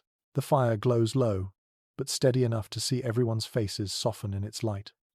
Outside, the wind settles into a gentle murmur. Inside, the cottage feels wrapped in protective calm. Superstitions, traditions, charms, and whispered tales all weave together, forming a subtle armor against winter's long night. You settle down too, realizing that belief, whether symbolic or sincere, brings warmth of its own. And tonight, every tiny ritual feels like an ember glowing in the dark. Morning arrives without ceremony, just a slow brightening of pale winter light pressing through the shutters. The family stirs gradually, warming stiff fingers near the small flame the mother coaxed from the embers. Breakfast is simple today, just leftover stew thinned with water, but it is enough to steady everyone for the tasks ahead. When the father stands and reaches for his cloak, the older girl joins him almost immediately. Today they must track the daylight carefully. In winter, time itself becomes something slippery, fragile, easily lost. Medieval households managed their days not by clocks, but by sun, shadows, habits, and the subtle cues woven into daily rhythms. Writings from monastic communities often describe how deeply people relied on natural signs to navigate their long, cold months. You step outside with them, inhaling the sharp morning air. The sun hangs low, weak as a candle behind a thin veil of clouds. Its light stretches long shadows across the snow, turning the landscape into a quiet mosaic of white and silver. The father pauses, squinting at the sky. He reads its faint color to judge the hours he has before dusk. A pale yellow wash near the horizon suggests a short day ahead, perhaps snow later. He nods to himself, calculating silently. The girl watches him closely, trying to understand what he sees. He points toward the distant tree line, explaining that when the sun rises barely above those trunks, the day will end early. She nods, absorbing the lesson. It is not an academic explanation. It is practical wisdom, passed from one winter to the next. A small, charming bit of seasonal custom drifts into your mind as you watch them study the light. Some villagers believed that if their shadows appeared long and clear in early morning, the day would remain calm. If shadows were blurred or missing, weather might shift suddenly. Whether or not the belief was rooted in fact, it offered a gentle way to read the world when the sky refused to speak plainly. Back inside, the mother begins her own winter ritual for keeping track of time. She takes a small stick of beeswax and marks one of the wooden beams with a short line. These tiny marks trace the passing days since the solstice. She does not need exact dates. She needs only to feel the gradual lengthening of light, the slow march toward spring. The girl sometimes adds her own marks, tiny scratches that blend into the grain. Not everyone in the historical field agrees on how widespread such practices were. Some scholars emphasize structured religious calendars as the primary system, while others highlight the informal methods used within family homes. Watching the mother now, you sense both working together. The church bells mark feast days, but the beam in the cottage marks lived days, the ones that really shape winter survival. The father and girl return outside to check the length of the morning shadow cast by the cottage itself. It stretches long and thin across the snow, telling them what they already suspected. Today's daylight will be brief. The father taps his staff on the snow and begins measuring the approximate path of the sun in his mind. He will need this knowledge later, when chores pull him farther from home. The boy emerges next, rubbing his sleepy eyes. He struggles to judge the time in winter, since the sun barely moves across the sky. The girl crouches and draws a simple line in the snow, showing how she guessed the time yesterday. The boy grins, then draws his own line beside it, crooked, but enthusiastic. She corrects him gently, guiding his hand. In the distance, the church bell rings a low, steady tone. It marks the second hour after sunrise, a signal villagers rely on, even through thick snow. The sound carries like a deep hum across the frozen landscape. Shopkeepers, shepherds, and travelers adjust their tasks instinctively. A farmer trudges past with a pair of buckets. He greets the family and comments on the quality of the morning light, speculating whether the day will hold or collapse into storm by evening. The father replies thoughtfully. Their exchange is brief but meaningful, a shared attempt to read the day before it unfolds. Inside the cottage again, the mother lights a tallow candle marked with faint notches carved along its side. These marks tell her roughly how long it will burn. Not all candles are used for timing, but this one's purpose is special. She lights it on days when the family must keep track of tasks with more precision. The wax melts slowly, creeping toward the next notch. When the flame reaches it, she will know it is time to turn the dough, stir the stew, or call the children inside before cold bites deeper. You watch the flame flicker, casting dancing patterns across the walls. The candle is both timekeeper and comfort. A low whistle of wind passes through the eaves. The boy glances up, wondering if it means the day is shifting. The father reassures him that wind alone does not decide the hours. Only the sky does. The boy nods, filing the lesson away. Meanwhile, the girl takes a bundle of sticks outside and arranges them in a small row. She places them at an angle she observed from her father, a makeshift snow sundial. It will not be exact, but it will teach her how the sun's direction shifts even when its glow is weak. She glances down at the sticks every few minutes, noting which ones cast shadows longest. A fascinating observation from period diaries comes to mind. Some villagers used the shapes of shadows on their house doors to guess the time of day, even when the sky felt nearly colorless. The wooden latch might carry a narrow shadow at midday or a thick one near dusk. This simple method required no tools, only attentive eyes. As the morning progresses, the fire burns brighter inside the cottage. The mother watches her marked candle closely. When the flame touches the second notch, she rises to prepare the midday stew. Without clocks, tasks rely on practiced timing and a deep awareness of routine. She moves like she has done this 1,000 times, guided less by minutes and more by instinct, sharpened by necessity.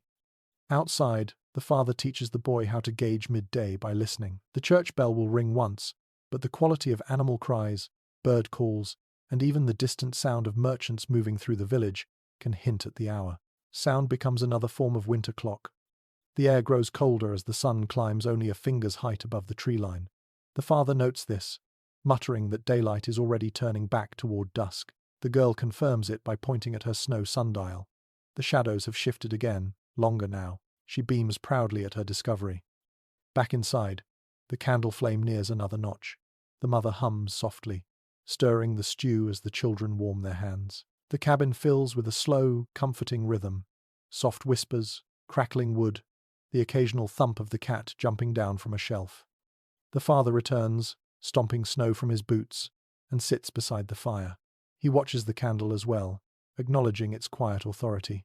Each notch is a gentle reminder that even in winter's deepest stillness, time moves. Another bell rings across the frozen village. Its tone is mellow, carrying through the air like a thread of sound weaving homes together. The cottage quiets for a moment, the family listening. They know this bell marks the middle of the day, even though the sky seems barely brighter than morning. Time in winter feels stretched, blurred, softened. Days do not move in clean slices, but in waves shaped by work, weather, and the tilt of the sun. Yet somehow, the family knows exactly what must be done next. You watch the final sliver of morning slip into afternoon, guided by shadows, voices, candles, and tradition. In this world, the clock is not a device. It is a landscape, a sky, a fire, a sound. And as the hours fold quietly into one another, you feel yourself settling into this rhythm too, carried along by the soft, unhurried pulse of wintertime.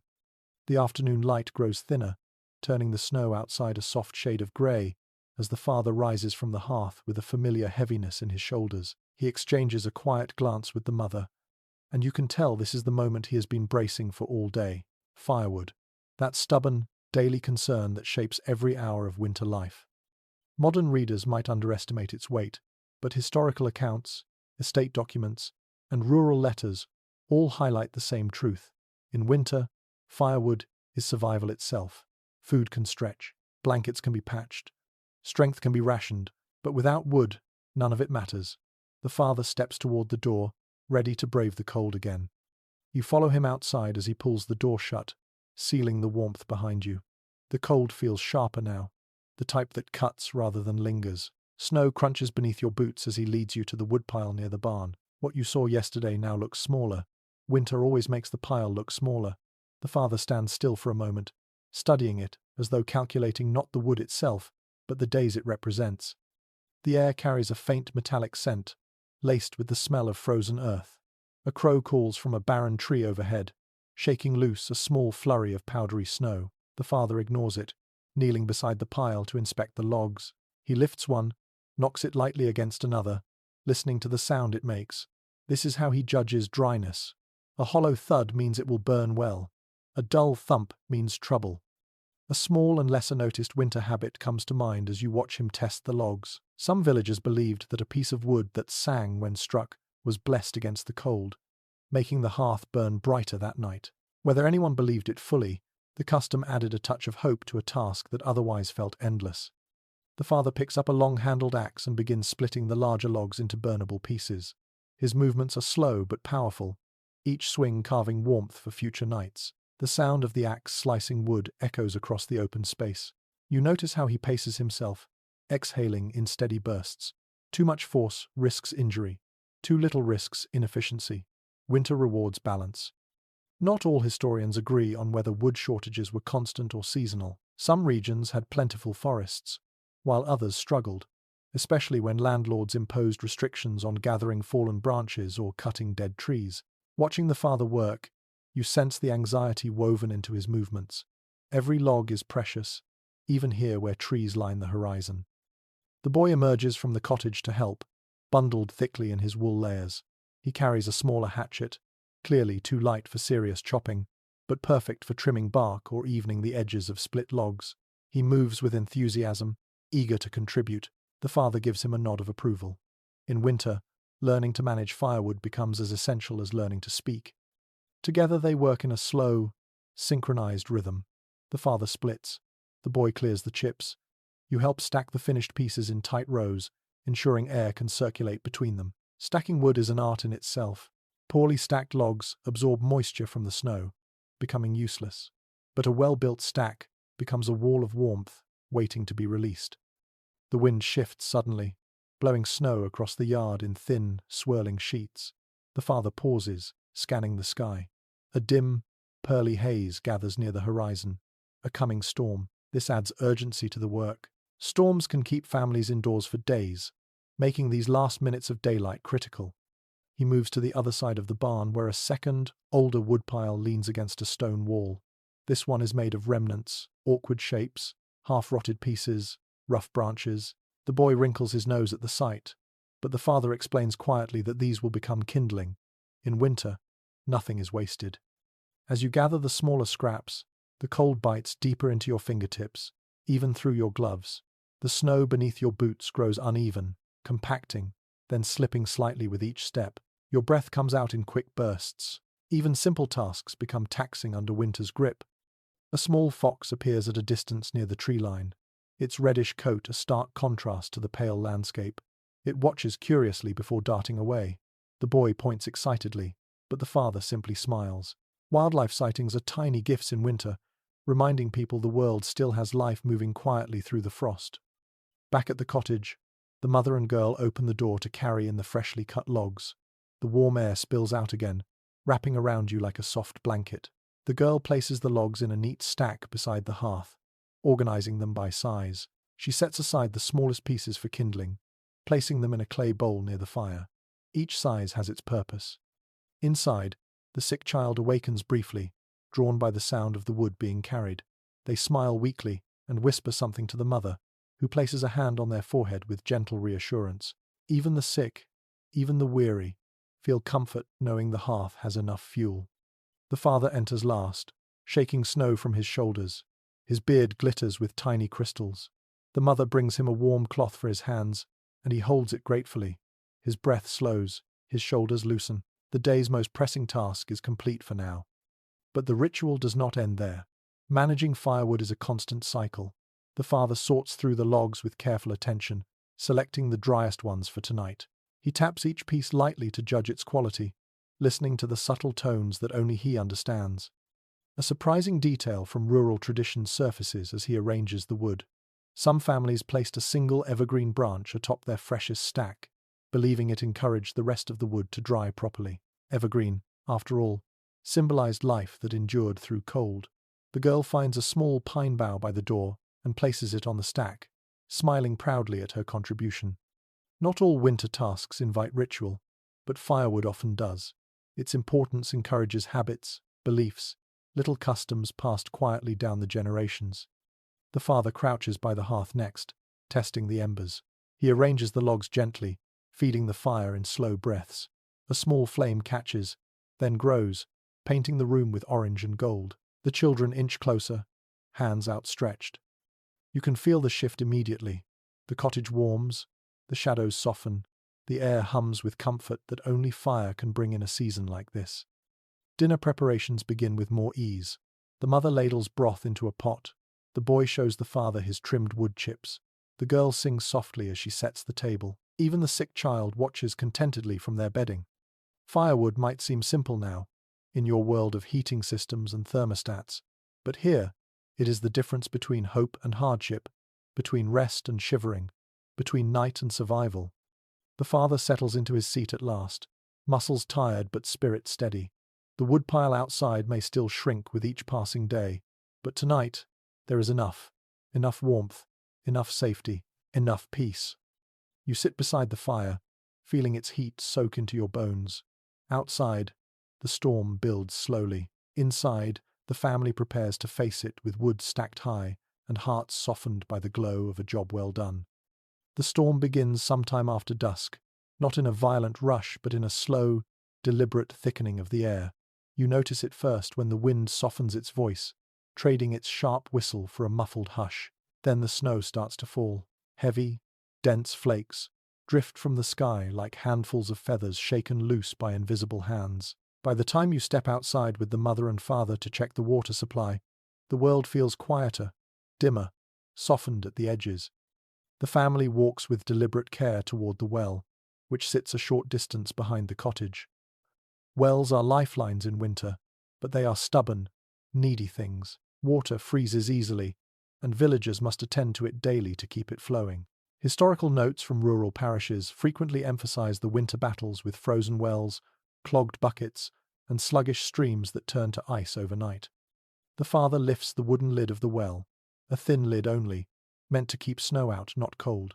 He peers inside, lowering the small lantern he carries. The light flickers against the rough stone walls, revealing a thin crust of ice forming across the surface. Nothing dramatic, but enough to complicate the morning's chores.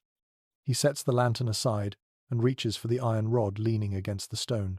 With steady, practiced movements, he breaks the ice.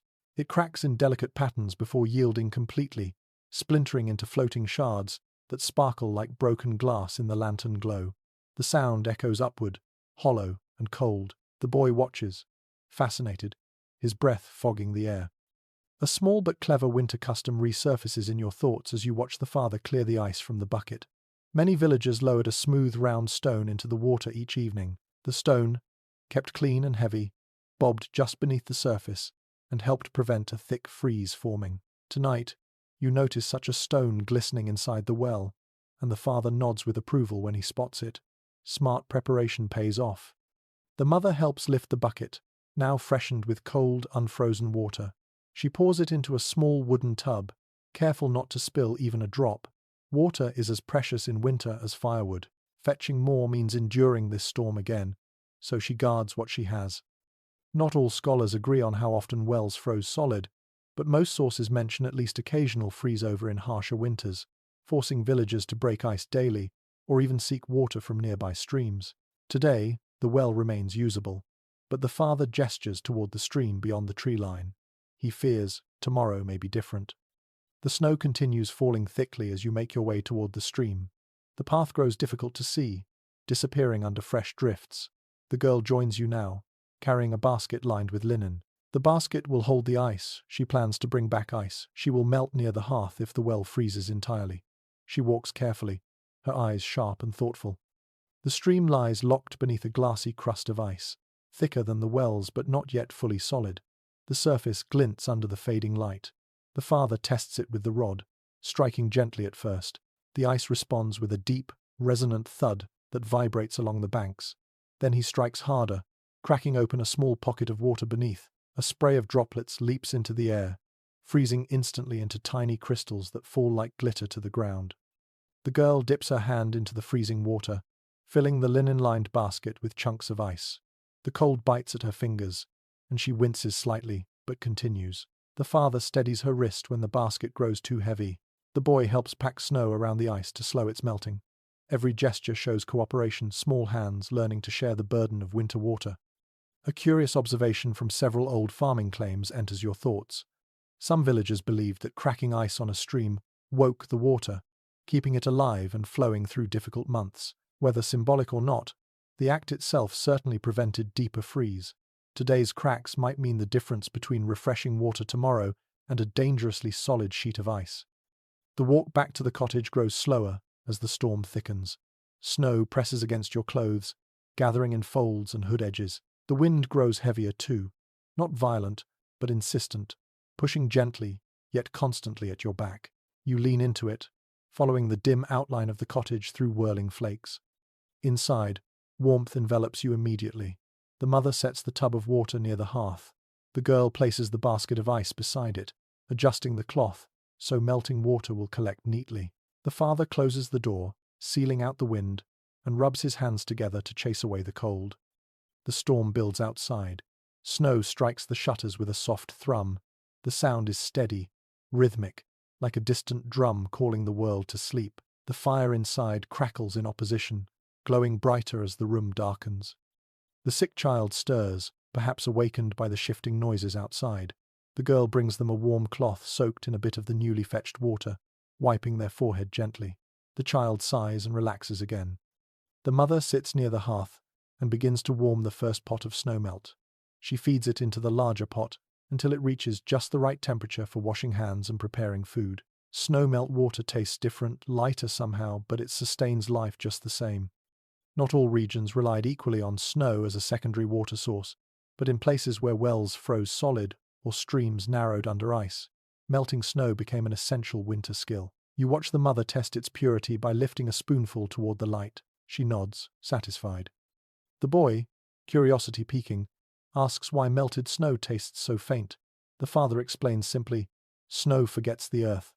The phrase seems poetic, but also practical. Snow carries fewer minerals than well water, so its flavor is gentle, almost empty. A sudden crack outside makes everyone pause. Perhaps a branch has snapped under heavy snow. The father listens closely before relaxing again. Winter nights hold many sounds, not all dangerous, but all worth listening to. The mother places a jug of water near the hearth, but far enough that it will not boil. Water too hot wastes fuel when it must be cooled for drinking or cooking. Balancing temperature becomes a quiet, daily ritual. The girl arranges the ice carefully, packing it near the wall where cold seeps through, ensuring it will last until morning. She touches each piece as if thanking it for the effort it will save tomorrow. Snow continues its steady descent outside, softening the world into gentle silence. But inside the cottage, warmth and light hold strong. As you settle near the fire, the steady drip of melting ice from the basket becomes another winter sound, soft, rhythmic, almost musical. It marks time differently from the candle or the church bell. It marks survival. Tonight, the family rests knowing that water waits in many forms, in the well, in the stream, in the snow itself. Each one demands work, but each one answers the same essential need. And in this frozen world, every drop counts.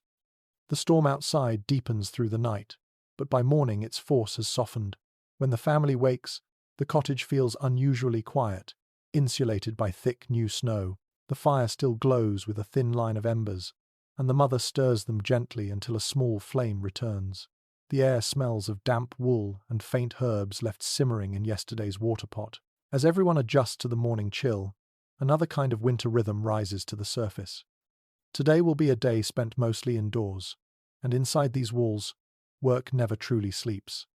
Historical household accounts make it clear that medieval winters turned cottages into workshops, humming with necessary tasks from dawn until dusk. When icy winds made long journeys unwise, or when snow buried familiar paths, families shifted their focus inward. You can feel that shift now as the father stretches his shoulders and reaches for a bundle of tools while the mother begins sorting materials across the table. The girl fetches the wooden mallet and a cloth bag of small nails she and her brother gathered last week. The boy brings a pile of worn wooden handles, pieces that once belonged to tools but fractured under strain. Today is the day to mend them. Repairing tools is winter's quiet backbone. Without it, spring work would collapse under the weight of broken implements. The father sits on a low stool near the hearth, where the light is strongest. He picks up an old rake handle, examining the crack along its length. With a steady hand, he trims the damaged section, then shapes a new end with a small knife. Wood curls to the floor in thin ribbons, releasing a faint, earthy scent. The boy sweeps them aside, saving the larger curls to use later as kindling. Near the wall, the girl works with her mother to prepare wool for spinning. She pulls apart tangled tufts, teasing them into long fibers. The fibers cling to her fingers, soft yet stubborn. A small detail from rural life, often mentioned in winter notes, comes to mind.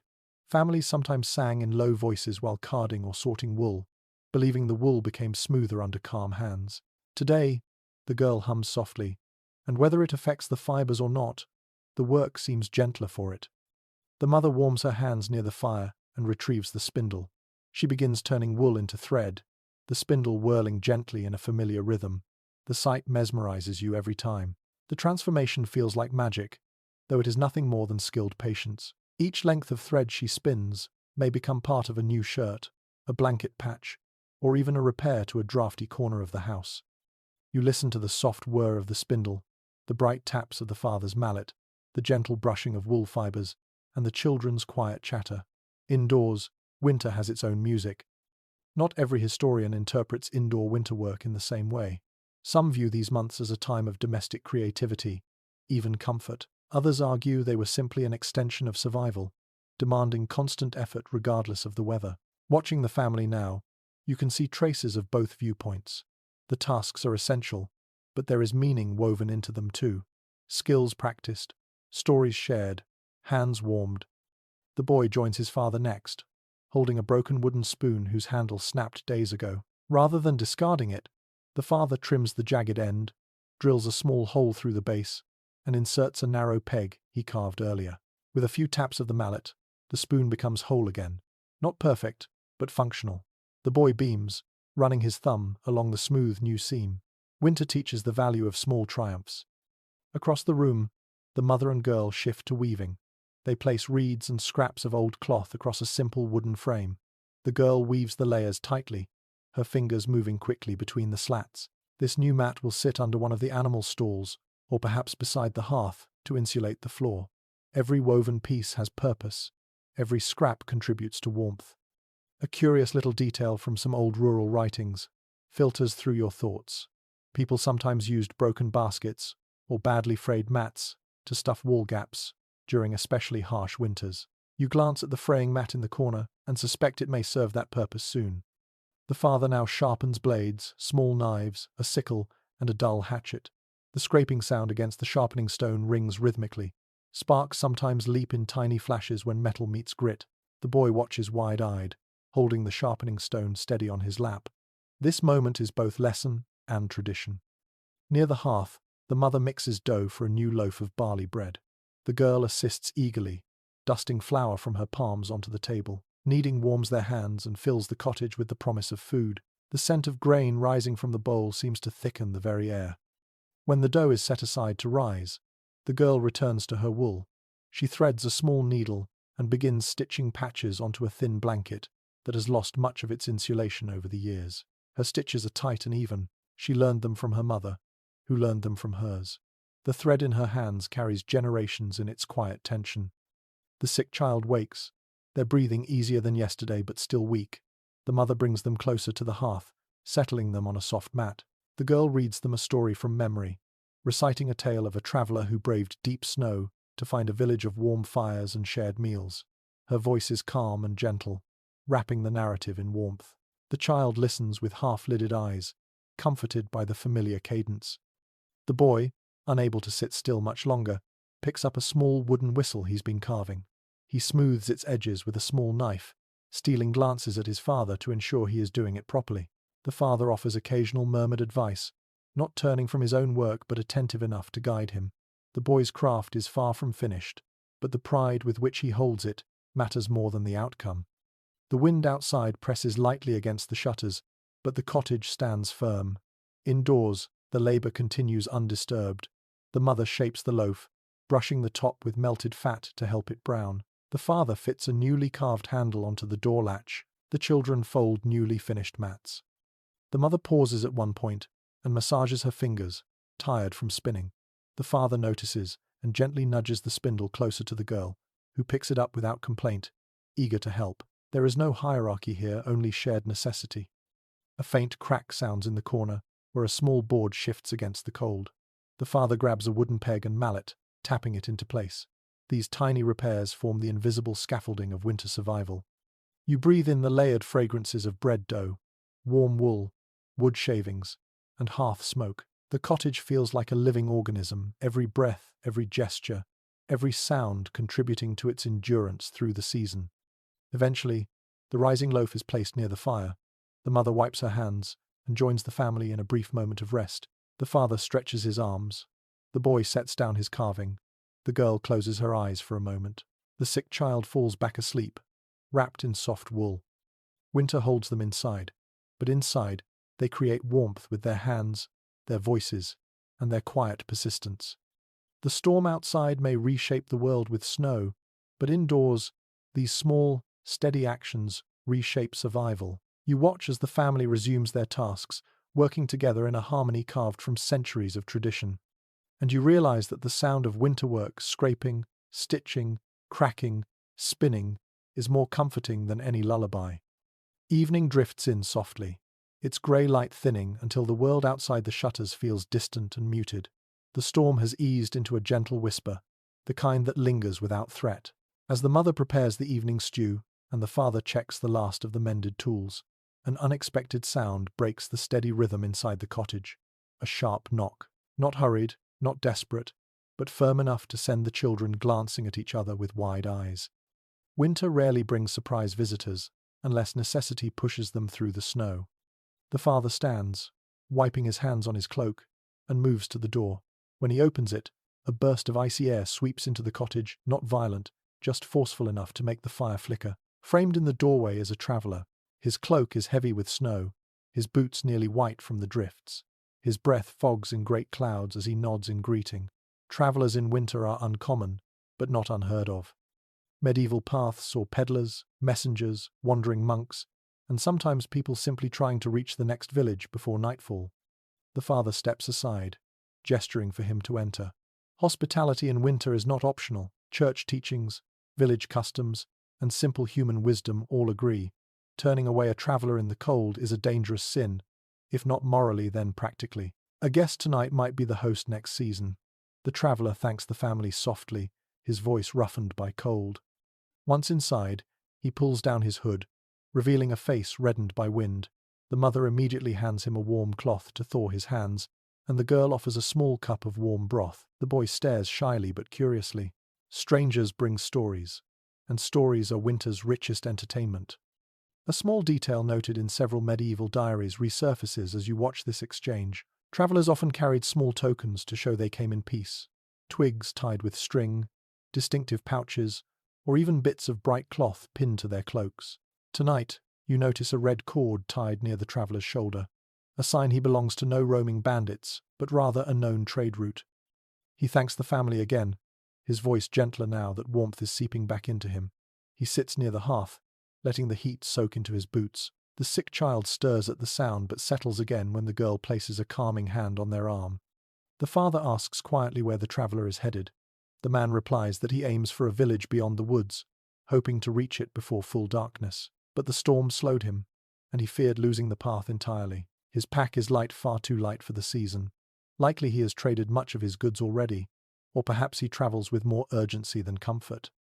Not all historians interpret the presence of winter travellers the same way.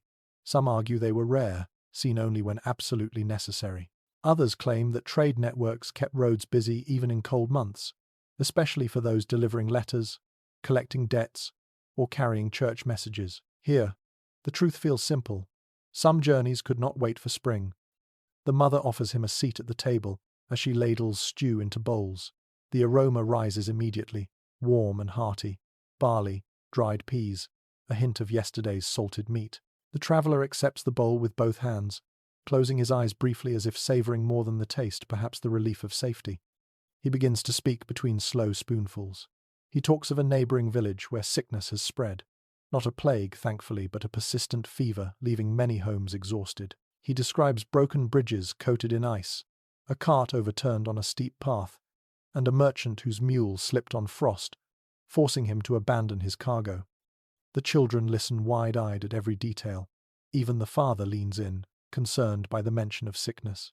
Winter illnesses spread easily, carried by travellers and wind alike. The mother, hearing this, rises to fetch fresh herbs she dried in autumn. She offers the traveller a small pouch, telling him to brew it in hot water at the next hearth he reaches.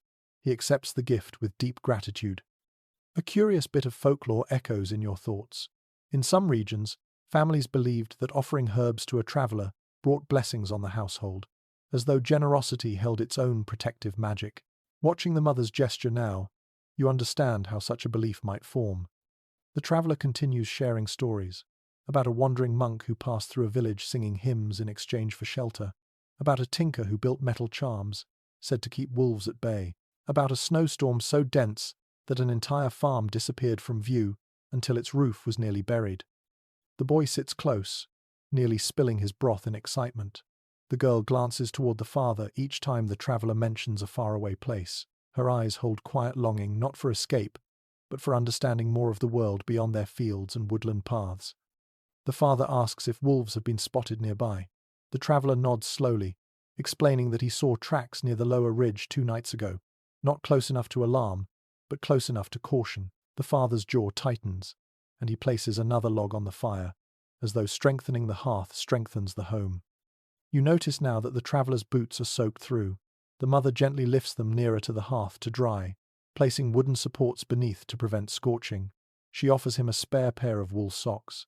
He hesitates. Such gifts are not given lightly in winter, but she insists with a firm nod. He accepts them, bowing his head. The girl brings out the small wooden bird the boy received at the market and shows it to the traveller. He smiles warmly and tells her he once knew a craftsman who carved birds so lifelike they fooled real sparrows. The children gasp in delight, unsure whether the tale is truth or playful exaggeration. A sudden gust of wind rattles the shutters. The fire flickers. The traveller glances toward the door, as if measuring whether the storm outside has quieted enough for him to leave. But the mother gently insists he stay until morning. The father agrees. The storm will only grow colder as night deepens. Roads vanish easily under such snow, and even a seasoned traveller might lose his way. The traveller nods, accepting their hospitality. The father prepares a place near the fire, laying out spare blankets and a straw mat. The traveller removes his cloak, revealing a small leather satchel tied at his belt. He places it beside the mat and sits down heavily, exhaustion settling over him like another layer of snow. The mother hands him a warm drink, thin ale heated near the fire. He takes slow sips, finally relaxing. His shoulders drop, the tension melting from his posture. For tonight, he is safe.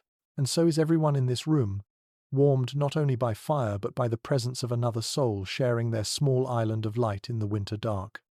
The sick child opens their eyes briefly, sensing the newcomer. The traveller offers a small wave. The child smiles faintly, reassured. As the family prepares to rest, the storm continues to murmur outside, but it feels less menacing now. Inside the cottage, the glow of the hearth reflects off many faces, familiar and new. Visitors in winter can bring information, warnings, burdens, or kindness. Tonight, the house holds a little of each. And as you settle down beside the fire, you sense how welcoming a stranger can strengthen a home, warming it from the inside out. Night settles deeply around the cottage, curling its cold fingers against the walls, but inside, the warmth of shared presence lingers. The traveller sleeps lightly near the hearth, wrapped in spare blankets, his breathing steady but cautious, like someone accustomed to resting with one ear always open. The fire glows low, orange embers shifting gently with each breath of the draught. You lie awake a moment longer, listening to the layered sounds of sleep, the soft rasp of the father's breathing, the mother murmuring in a dream, the subtle wheeze of the sick child. Winter nights have a way of stitching these sounds together into a single, fragile melody. When morning arrives, the cottage brightens with a thin, filtered light. Snow pressed against the shutters blunts the sunrise, making the day appear softer than it is. The mother moves first, stretching her fingers before rekindling the fire. The smell of warming air returns slowly, carrying hints of last night's stew. The traveller wakes soon after, sitting up with a quiet groan as he rubs the stiffness from his shoulders. He looks older this morning, the weariness of long travel more visible in the gentle furrows near his eyes. But he thanks the family warmly, his voice smoother than it was last night. A night beside the fire has restored some of his strength. Breakfast is simple porridge thinned with melted snow and a few scraps of dried fruit, but it is enough. The traveller eats gratefully, blowing gently on each spoonful. The boy sits close, studying him with unabashed curiosity. The girl keeps glancing at the satchel tucked beneath the traveller's arm, wondering what secrets or stories it contains. Once breakfast ends, the traveller begins preparing for departure. He shakes out his cloak, now dry, and ties the satchel securely at his belt. The mother hands him a small parcel wrapped in cloth. Inside are the herbs she offered last night, along with a thin slice of the fresh barley bread she baked. He tries to refuse, but she lifts her chin in that gentle, insistent way of hers. So he accepts, bowing low. A lesser-known winter practice surfaces as he prepares to step outside. Some travellers believed that tying a small knot in their cloak string before heading into heavy snow helped bind the path to them. Whether symbolic or practical, the gesture reminded them to stay focused and steady. You notice the traveller's fingers hover near his cloak ties, a moment longer than necessary. Not all scholars are aligned on how far such small rituals spread. Some argue they were scattered, isolated traditions. Others believe they formed a quiet thread of shared culture among people who relied on intuition as much as skill. Watching the traveller now, you sense the importance of belief in a treacherous season. The father offers to walk him partway to the main path. The traveller agrees, understanding how easily fresh snow can erase landmarks. The boy rushes to put on his boots, eager to join, but the father gives him a small shake of the head. The storm left drifts nearly as tall as the boy's knees. This morning's walk is for adults alone. The traveller crouches and places a hand on the boy's shoulder, thanking him for the company last night. He then turns to the girl, praising her careful listening and telling her she will be wiser than many grown folk someday. She blushes fiercely, hiding her face behind her scarf. The mother smiles, brushing the girl's hair back with affection. Outside, the storm's remnants blanket the world in thick white. The father steps out first, testing the depth of the snow with his staff. The traveller follows, adjusting his cloak against the chill. Their footprints sink deep, crisp outlines that trail away from the cottage. The girl watches from the doorway, hugging her shawl around her shoulders. The mother eventually eases her inside, but she lingers one more moment, tracking the two figures until the snowfall swallows their shapes. Inside, the boy asks again where the traveller might be headed. The mother kneels beside him, explaining gently that sometimes people must walk long distances even in winter, because someone is waiting for them, because work calls them, or because hope lies further down the path. The boy thinks about this quietly, then nods. The mother turns her attention to the hearth. She stirs the embers, adding a fresh log. Flames leap up, filling the room with renewed warmth. The sick child stirs, and she brings them water warmed by the fire. Their breathing sounds clearer today. Not perfect, but steadier. She places a kiss on their forehead before rising. While the father is away, the children settle into morning chores. The girl gathers scraps of cloth to finish a patch on the family's heaviest cloak. The boy sweeps near the door, pushing away snow that drifted inside when the traveller left. His broom grazing the floor makes a soft brushing sound, that blends with the crackle of wood. A curious detail emerges as you watch them work.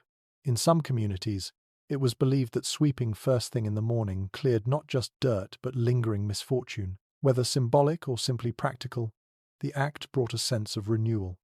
The girl finishes her stitches, holding the cloak up for inspection. The mother praises her, smoothing the seams with her fingers. The girl beams, proud of her work. Every skill she learns this winter will strengthen her for seasons to come. A sudden gust of wind presses against the shutters, shaking them lightly. The mother glances toward the window, checking for frost patterns. Long, branching crystals stretch across the edges, catching the morning light in delicate webs. She traces one with her fingertip, then nods. This pattern suggests the air is drying slightly, a small sign the day may stay cold but stable.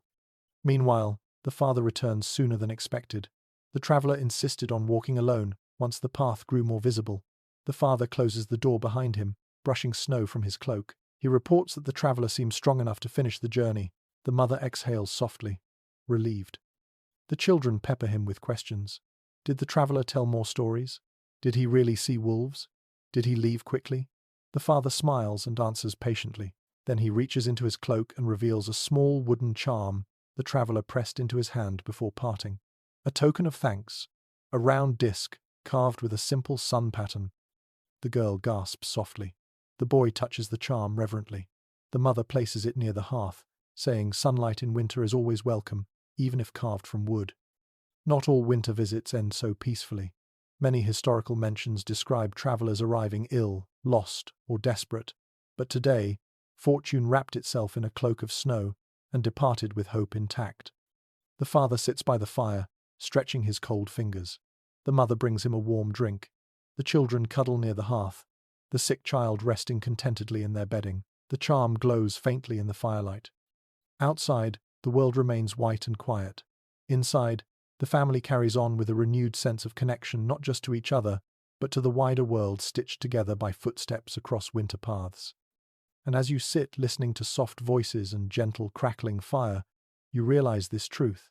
Sometimes, the presence of a passing traveller can deepen the warmth of a home long after the door closes.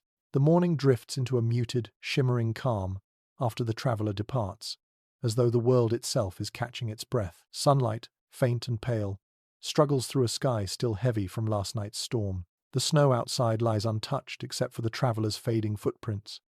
Inside the cottage, a rare stillness settles. Work pauses for a heartbeat. Even the children grow quiet, sensing an unusual softness in the day. But winter allows no long rest. Soon the father lifts his head, listening toward the animal's byre. A faint, uneven bleat reaches through the walls. You know instantly what it means. One of the goats is uneasy. The animals have endured the storm too, huddled together in a small pocket of warmth. The father stands, pulling on his cloak and boots, and gestures for you to follow him. You step outside, your breath rising in pale clouds. The air smells clean, sharp, and lightly metallic. Snowdrifts curl against the cottage wall, like small frozen waves. You move toward the byre with care, the ground still slippery beneath the top layer of fresh powder. Inside the barn, the smell of animals and old straw wraps around you. The cow shifts her weight, watching the newcomers with gentle curiosity. The goat bleats again, stamping her hoof impatiently. A thin layer of frost clings to the wooden beam above her stall. Winter presses even into sheltered spaces. The father kneels beside her, running his hands along her legs, checking for cold clumps or stiffness. He finds the issue quickly, packed ice wedged between her hooves, making her steps painful. This is a familiar winter problem, mentioned often in livestock notes from manor estates. Farmers knew these small issues could spiral into serious trouble if ignored. He retrieves a small wooden tool from the wall, a hoof pick carved from ash wood. With steady hands, he clears the ice gently, murmuring soft reassurance to the animal. The goat tilts her head, calmer now, as though she recognizes the ritual. When her hooves are clean again, the father spreads a bit of warm ash beneath her, creating a dry patch for her to stand on. The boy arrives next, carrying a bucket of warmed water. He dips his hands in it, squealing at the heat. The father laughs and shows him how to pour a small amount into the goat's trough, without letting steam billow too much. The scent of warm water can attract rodents if spills freeze into sweet-smelling crusts. A curious detail from rural lore floats into your thoughts. Some farmers sprinkled crushed mint leaves in animal stalls during winter, believing the scent eased tension in nervous goats. You notice the girl doing just that now, scattering a pinch near the edge of the stall. Whether or not it calms the animals, the barn smells faintly fresher for it. Not all researchers agree on how heavily winter animal care burdened medieval families. Some argue livestock were hardy enough to withstand deep cold with minimal support. Others emphasize the constant vigilance required, breaking ice in troughs, checking hooves, adding straw, repairing drafts. Standing here now, watching the family tend to each creature deliberately, you sense how deeply survival depends on these small acts. The father moves next to the cow, checking her udder and sides. He runs his fingers along her flank, feeling for any hardening that might signal illness. The cow responds with a low, contented hum. The girl approaches with a bundle of fresh straw, spreading it in a thick layer. The sound of the straw crackling beneath her feet fills the barn like soft static. She pauses when she sees a small feather stuck to the cow's side, likely from a hen wandering in search of warmth yesterday. The girl plucks it gently and tucks it behind her ear, a tiny keepsake of winter's oddities. Outside, a crow calls loudly. The father glances toward the open barn door, then steps out to investigate. You follow. The crow hops across the snow, pecking at a frozen clump. Its black feathers shine almost blue in the cold light. The boy emerges behind you, trying to mimic the crow's call. The crow caws back indignantly and flaps onto a fence post. As you stand there, a gust of wind lifts loose snow into a delicate spiral, dancing briefly before settling again. The world is mostly silent. Even the forest seems to hold its breath. Back inside the barn, the mother has joined the children.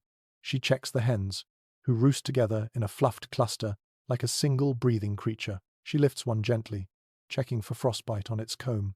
Satisfied, she returns it to the group. The mother opens a small clay jar filled with crushed grains. She sprinkles a measured handful along the floor. The hens flutter down, pecking eagerly. Their movements leave tiny patterns in the straw like stitched threads. A small, lesser-known practice resurfaces in your mind. Some villagers believed hens laid better eggs in winter when kept near warm objects, so they placed smooth, heated stones wrapped in cloth near the roost. Today, you notice such a stone tucked near the wall. It radiates only faint warmth now, but the intention remains clear. The boy rushes to the pig's pen next. The pig snorts loudly, shifting through its bedding in search of hidden treats. The boy laughs and checks its snout for frost crust. The pig nudges him affectionately, its breath warm against his gloved hands.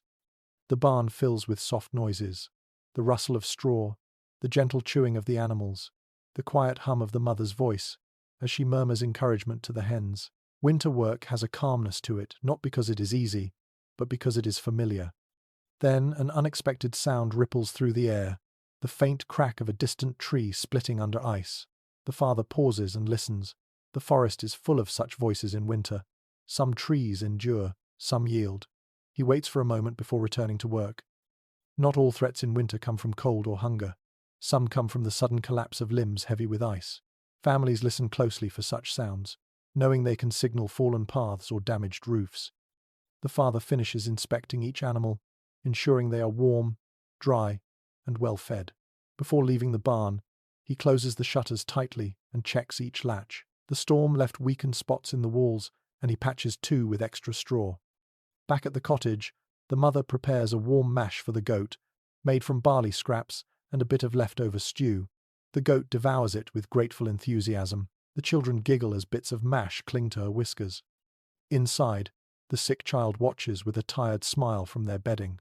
Seeing the animals cared for seems to ease them, as though the health of the barn somehow mirrors the health of the family. The father removes his gloves, flexing his fingers near the fire. The mother hands him a cup of warm broth. Steam rises gently between them. You can see in their eyes the quiet satisfaction of a chore done well. A small but essential victory against winter.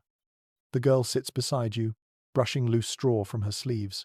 She tells you softly that when spring comes, the animals will roam freely again, and the barn will smell of fresh grass instead of cold wood. Her voice carries a mix of longing and certainty. For now, though, winter rules, and caring for the animals becomes a daily act of devotion, one that keeps the family and their future alive. As the fire crackles softly, the family gathers for a short rest. Outside, the sky remains pale and quiet. Inside, The warmth of the barn's completed work settles over everyone like a blanket. In winter, tending animals is more than labor. It is a reassurance that life persists, breathing steadily through frost and silence. The snow outside settles into a calm stillness by midday, leaving the world wrapped in a thick, muffled hush. Inside the cottage, the fire burns with steady warmth, the mother's loaf cools on the table, and the children play quietly with bits of yarn and carved wood. After the morning's barn tasks, the family deserves a brief pause, but winter allows only small crumbs of rest before the next duty calls. Today, that duty is the storehouse. When the father stands and reaches for his cloak again, the mother looks up sharply, her expression tightening with the familiar worry that surfaces whenever the storehouse door must be opened.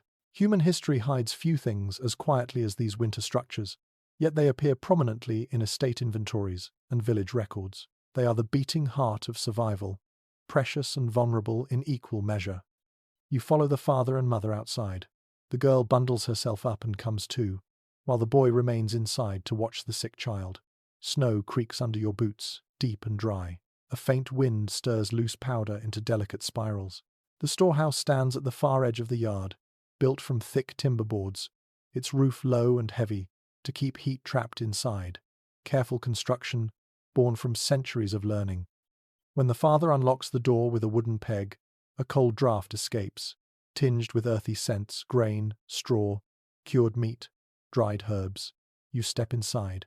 The space is dim but orderly.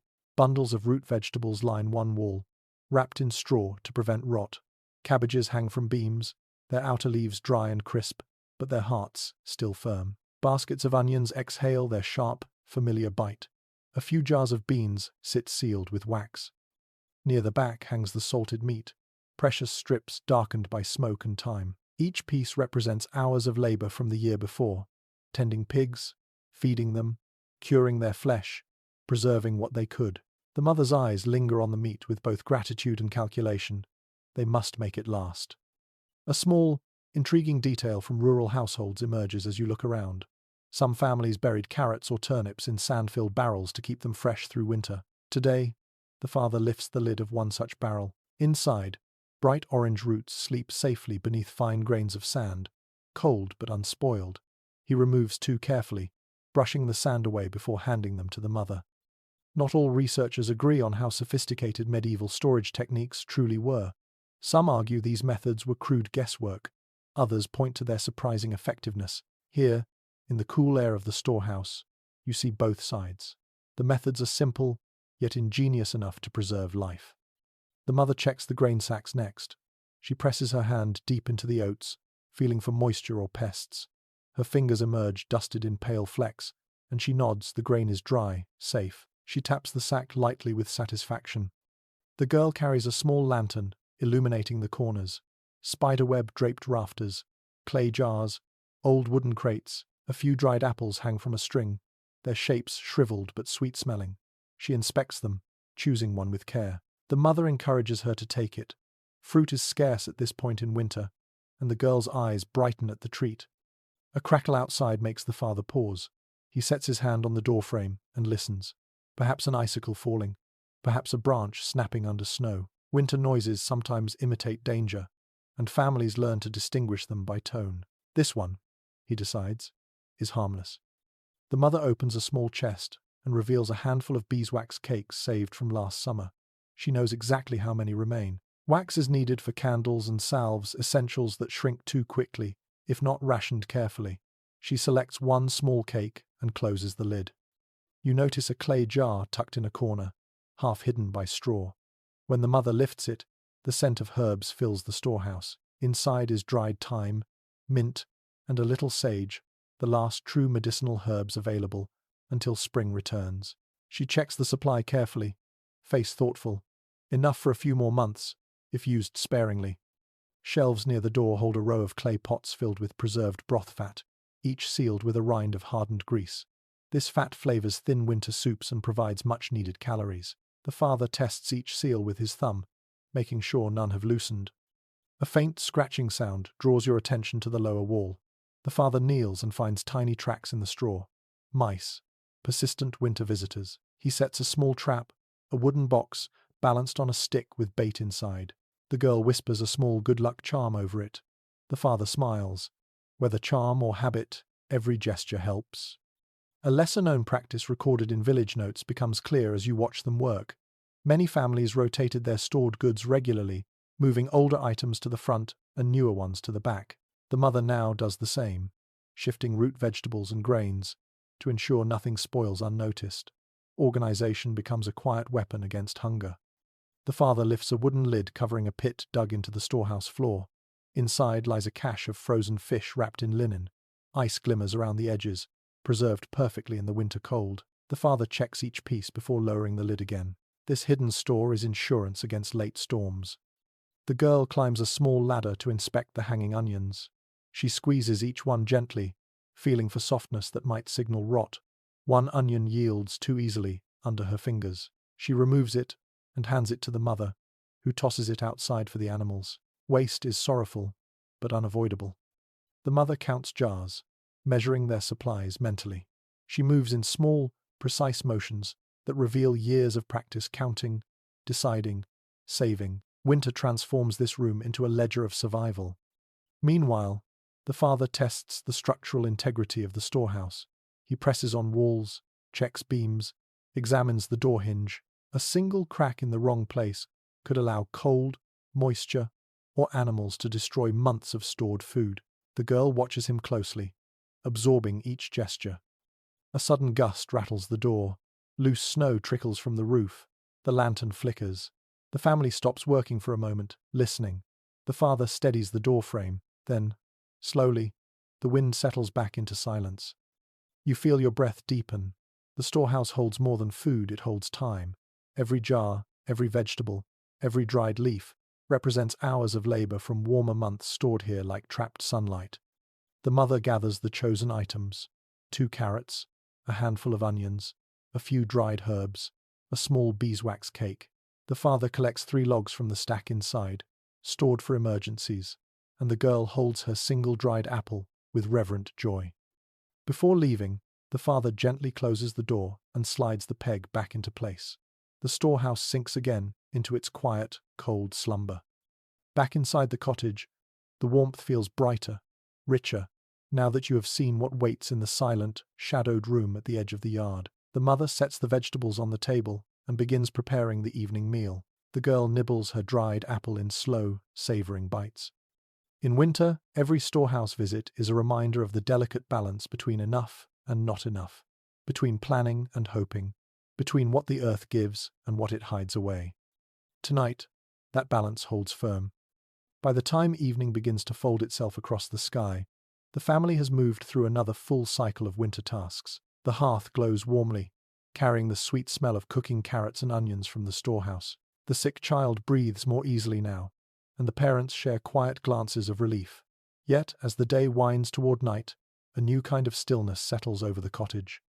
It is the gentle, anticipated quiet of a long winter evening, the kind that invites voices, stories, songs, and shared reflection. Medieval winters were not only seasons of hardship, they were also seasons of storytelling. Manuscripts, travelers' notes, and collected oral traditions reveal how deeply people leaned on tales to fill the dark hours. Tonight, you sense that the family is ready for stories. Once dinner is finished and the bowls cleaned, the father settles on his stool by the fire, stretching his legs toward the hearth's glow. The mother wraps herself in a shawl and sits beside him, her knitting in her lap. The children bundle together like a cluster of sparrows, eyes bright with expectation. Even the sick child, though still weak, pulls their blanket closer and leans toward the flames. The father begins the evening's first tale. His voice carries a steady warmth. He speaks of a winter many years ago, when a blizzard nearly buried the village. According to the story, the wind howled like an angry spirit, and the snow piled so high that villagers dug tunnels between their cottages. The children gasp and laugh when he describes how a neighbor's goat wandered through the tunnels and caused momentary chaos. The father's tone is calm but vivid, shaping scenes with careful details. A small, charming detail from rural traditions surfaces as you listen. Families often repeated their favorite tales every winter, claiming that stories themselves helped keep the walls warm. Whether scientifically true or not, voices do soften the cold. You can feel the cottage relaxing into the rhythm of sound. When the father finishes, the boy begs for another. The mother smiles and nods to the girl, who shyly begins her own tale. It is one she learned from her grandmother, a story about a clever farmhand who tricked winter spirits by pretending to be colder than they were. She uses her hands to illustrate the spirits creeping through forests and knocking snow from branches. Her gestures make her siblings giggle. Not everyone agrees on the purpose of winter storytelling. Some scholars insist tales reinforced community bonds. Others believe they acted as moral lessons or reminders of seasonal wisdom. Listening now, you sense that stories serve many roles at once: distraction, comfort, education, and joy. As the girl's tale ends, the boy jumps in with one he has been practicing. His story is short, mostly silly, something about a rooster who tried to outcrow the church bell, but his delivery makes everyone smile. His hands move wildly, his eyes shine. Even the father laughs when the boy flaps his arms like a rooster in dramatic defeat. After laughter fades, a quieter atmosphere settles in. The sick child lifts their head and whispers a request, one of the old winter legends. The mother nods softly, placing her knitting aside. She begins a story spoken in a low, enchanting tone. It is about a mysterious figure said to wander during the coldest nights, a gentle guardian who checks on children as they sleep, leaving traces of frost on window panes. The mother's voice moves slowly, like drifting snow. The children listen with wide eyes but without fear. Her story is shaped with comfort, not menace. A soft crackle rises from the fire. Outside, the wind hums faintly, but it feels distant, subdued by the warm hum of storytelling. The shadows on the walls dance with the flames' movement, swaying like actors in the stories themselves. The father takes another turn, telling a tale of a farmer who once tried to plant seeds in midwinter, convinced he could outsmart the cold. The children shout their predictions and laugh when the father reveals that the farmer ended up feeding hungry birds instead. The humor is gentle, threaded with the lesson that nature has its rhythms. You notice the mother watching the father fondly as he tells the tale. The lines of tiredness soften on her face. Storytelling becomes its own kind of rest for the mind, if not the body. Then the boy asks the question that often ends winter storytelling. Do the trees hear us? The father smiles, and replies that trees hear everything, though they speak slowly. The girl adds that in winter, trees listen more carefully because there is less noise in the world. The mother agrees softly. A curious little detail from rural folklore surfaces. In some villages, people whispered kind words to fruit trees during winter, believing it encouraged better growth come spring. The girl mentions this tradition proudly. The father nods, acknowledging how custom intertwines with care. The sick child murmurs sleepily, requesting one last story, one without spirits or lessons, just something peaceful. The mother strokes their hair and tells a short tale about a shepherd who spent winter nights listening to the stars. Her voice slows, the story stretching like a warm blanket. She describes the shepherd lying beside his flock, watching the sky breathe light into the snow. The child's eyes drift closed. Not all medieval nights were calm, but this one feels like a gift. A gentle reminder that warmth is not only fire and blankets, but voices shared in a quiet room. The father reaches for a small wooden mug hanging by the hearth, his evening drink of warm ale diluted with water. The mother sips a bit of herbal tea. The children whisper between themselves, reenacting parts of their stories. The fire pops softly, sending a spark upward. The shadows ripple like ink. You lean back, letting the sounds of the room wash over you. The girl's quiet whisper, the boy's sleepy giggle, the mother's soothing breaths, the father's deep, steady voice as he hums a tune older than memory. Even the sick child smiles faintly in their sleep. Inside this cottage, the world feels warmer than the season should allow. You realize that winter storytelling is more than entertainment. It is an anchor, a ritual that brings the family together, reminding them that the world beyond the snow still holds joy, imagination, and connection. Outside, snow continues to fall in slow, lazy drifts. Inside, words drift like embers, glowing in the hearts of those who hear them. As the last tale fades into comfortable silence, you feel the weight of winter ease, just a little. The last story of the evening settles into the warm air like a feather drifting to rest. For a few long breaths, the cottage is wrapped in a hush, so gentle it feels like part of the fire itself. The children lean against one another, eyelids drooping, the sick child drifting in and out of shallow dreams. Outside, The wind shifts slightly, brushing soft waves of snow against the shutters. Winter's voice has grown quieter tonight, as if respectfully listening. The mother rises first, stretching her arms slowly before checking the pot hanging near the hearth. The stew inside simmers softly, its scent weaving through the room in a warm ribbon. She stirs it carefully, then turns toward the father, who nods in approval. They will save the last ladlefuls for tomorrow's morning meal, every portion stretched, every ingredient honored.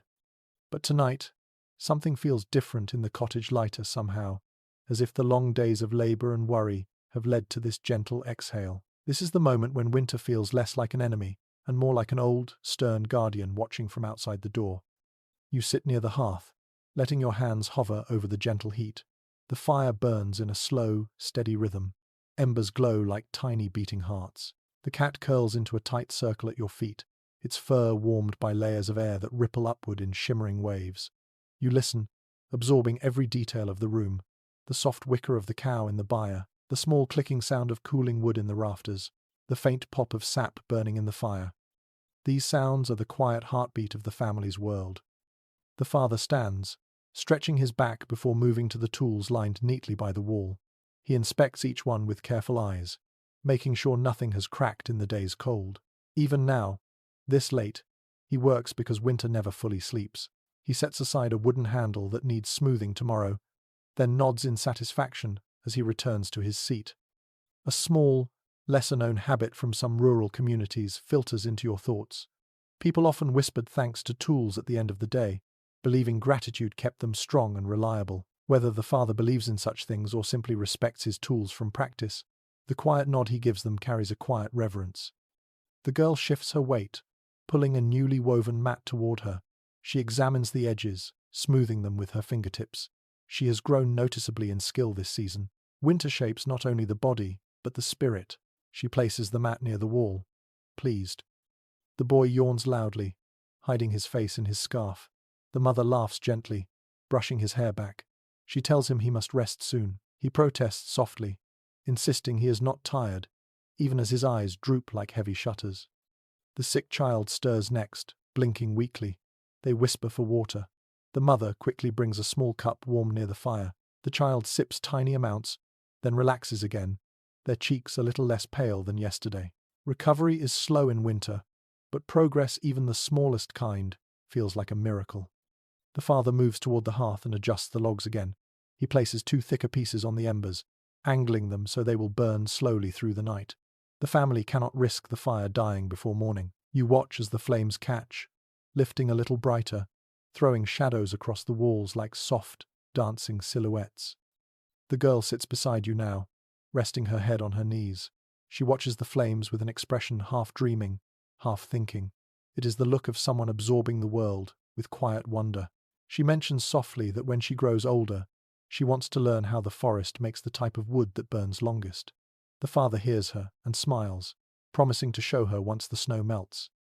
Not all experts agree on whether families taught such knowledge intentionally or simply through repetition. Yet here, you see learning unfolding like breath in the cold, natural, constant, woven into every gesture. The mother returns to the table, taking a small beeswax candle and trimming its wick.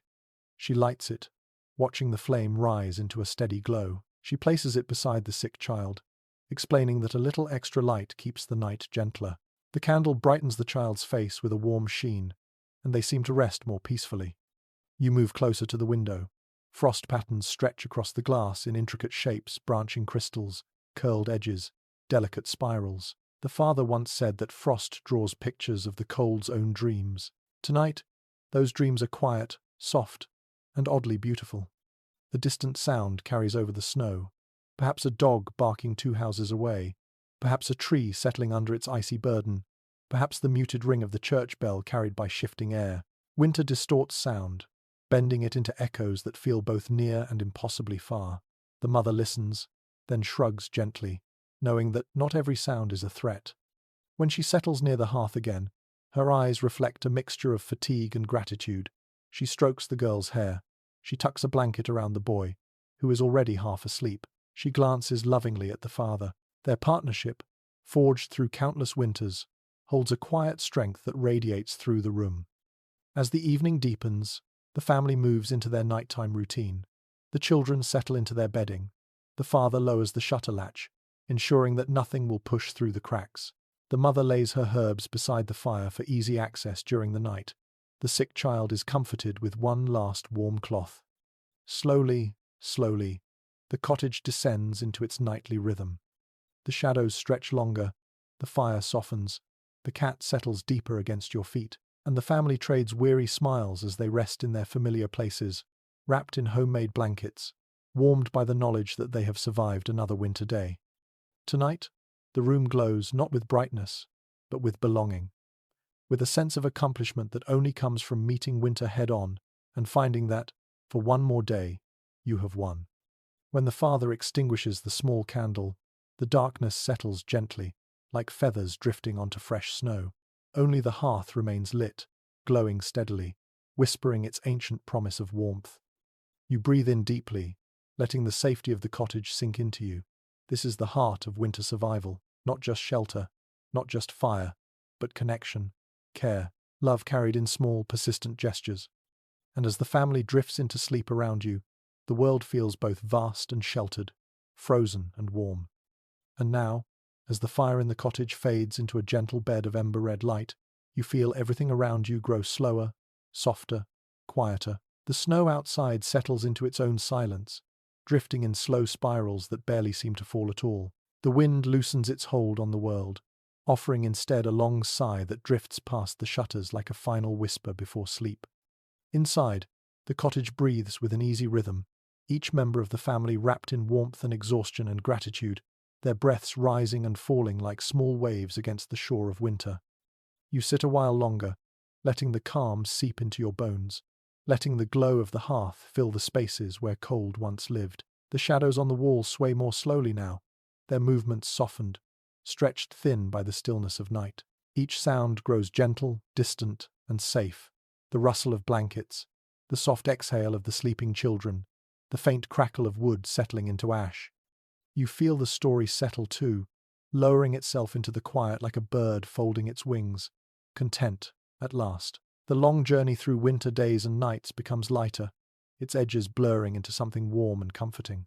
You sense the deep peace of a world at rest, a world built from small acts of care, steady hands, and the quiet triumph of survival in the coldest months. So let your breathing slow, let your shoulders ease, let the echo of the fire's last warmth linger across your thoughts as they begin to drift. The winter night is safe, the cottage is safe, and you are safe too. Sweet dreams.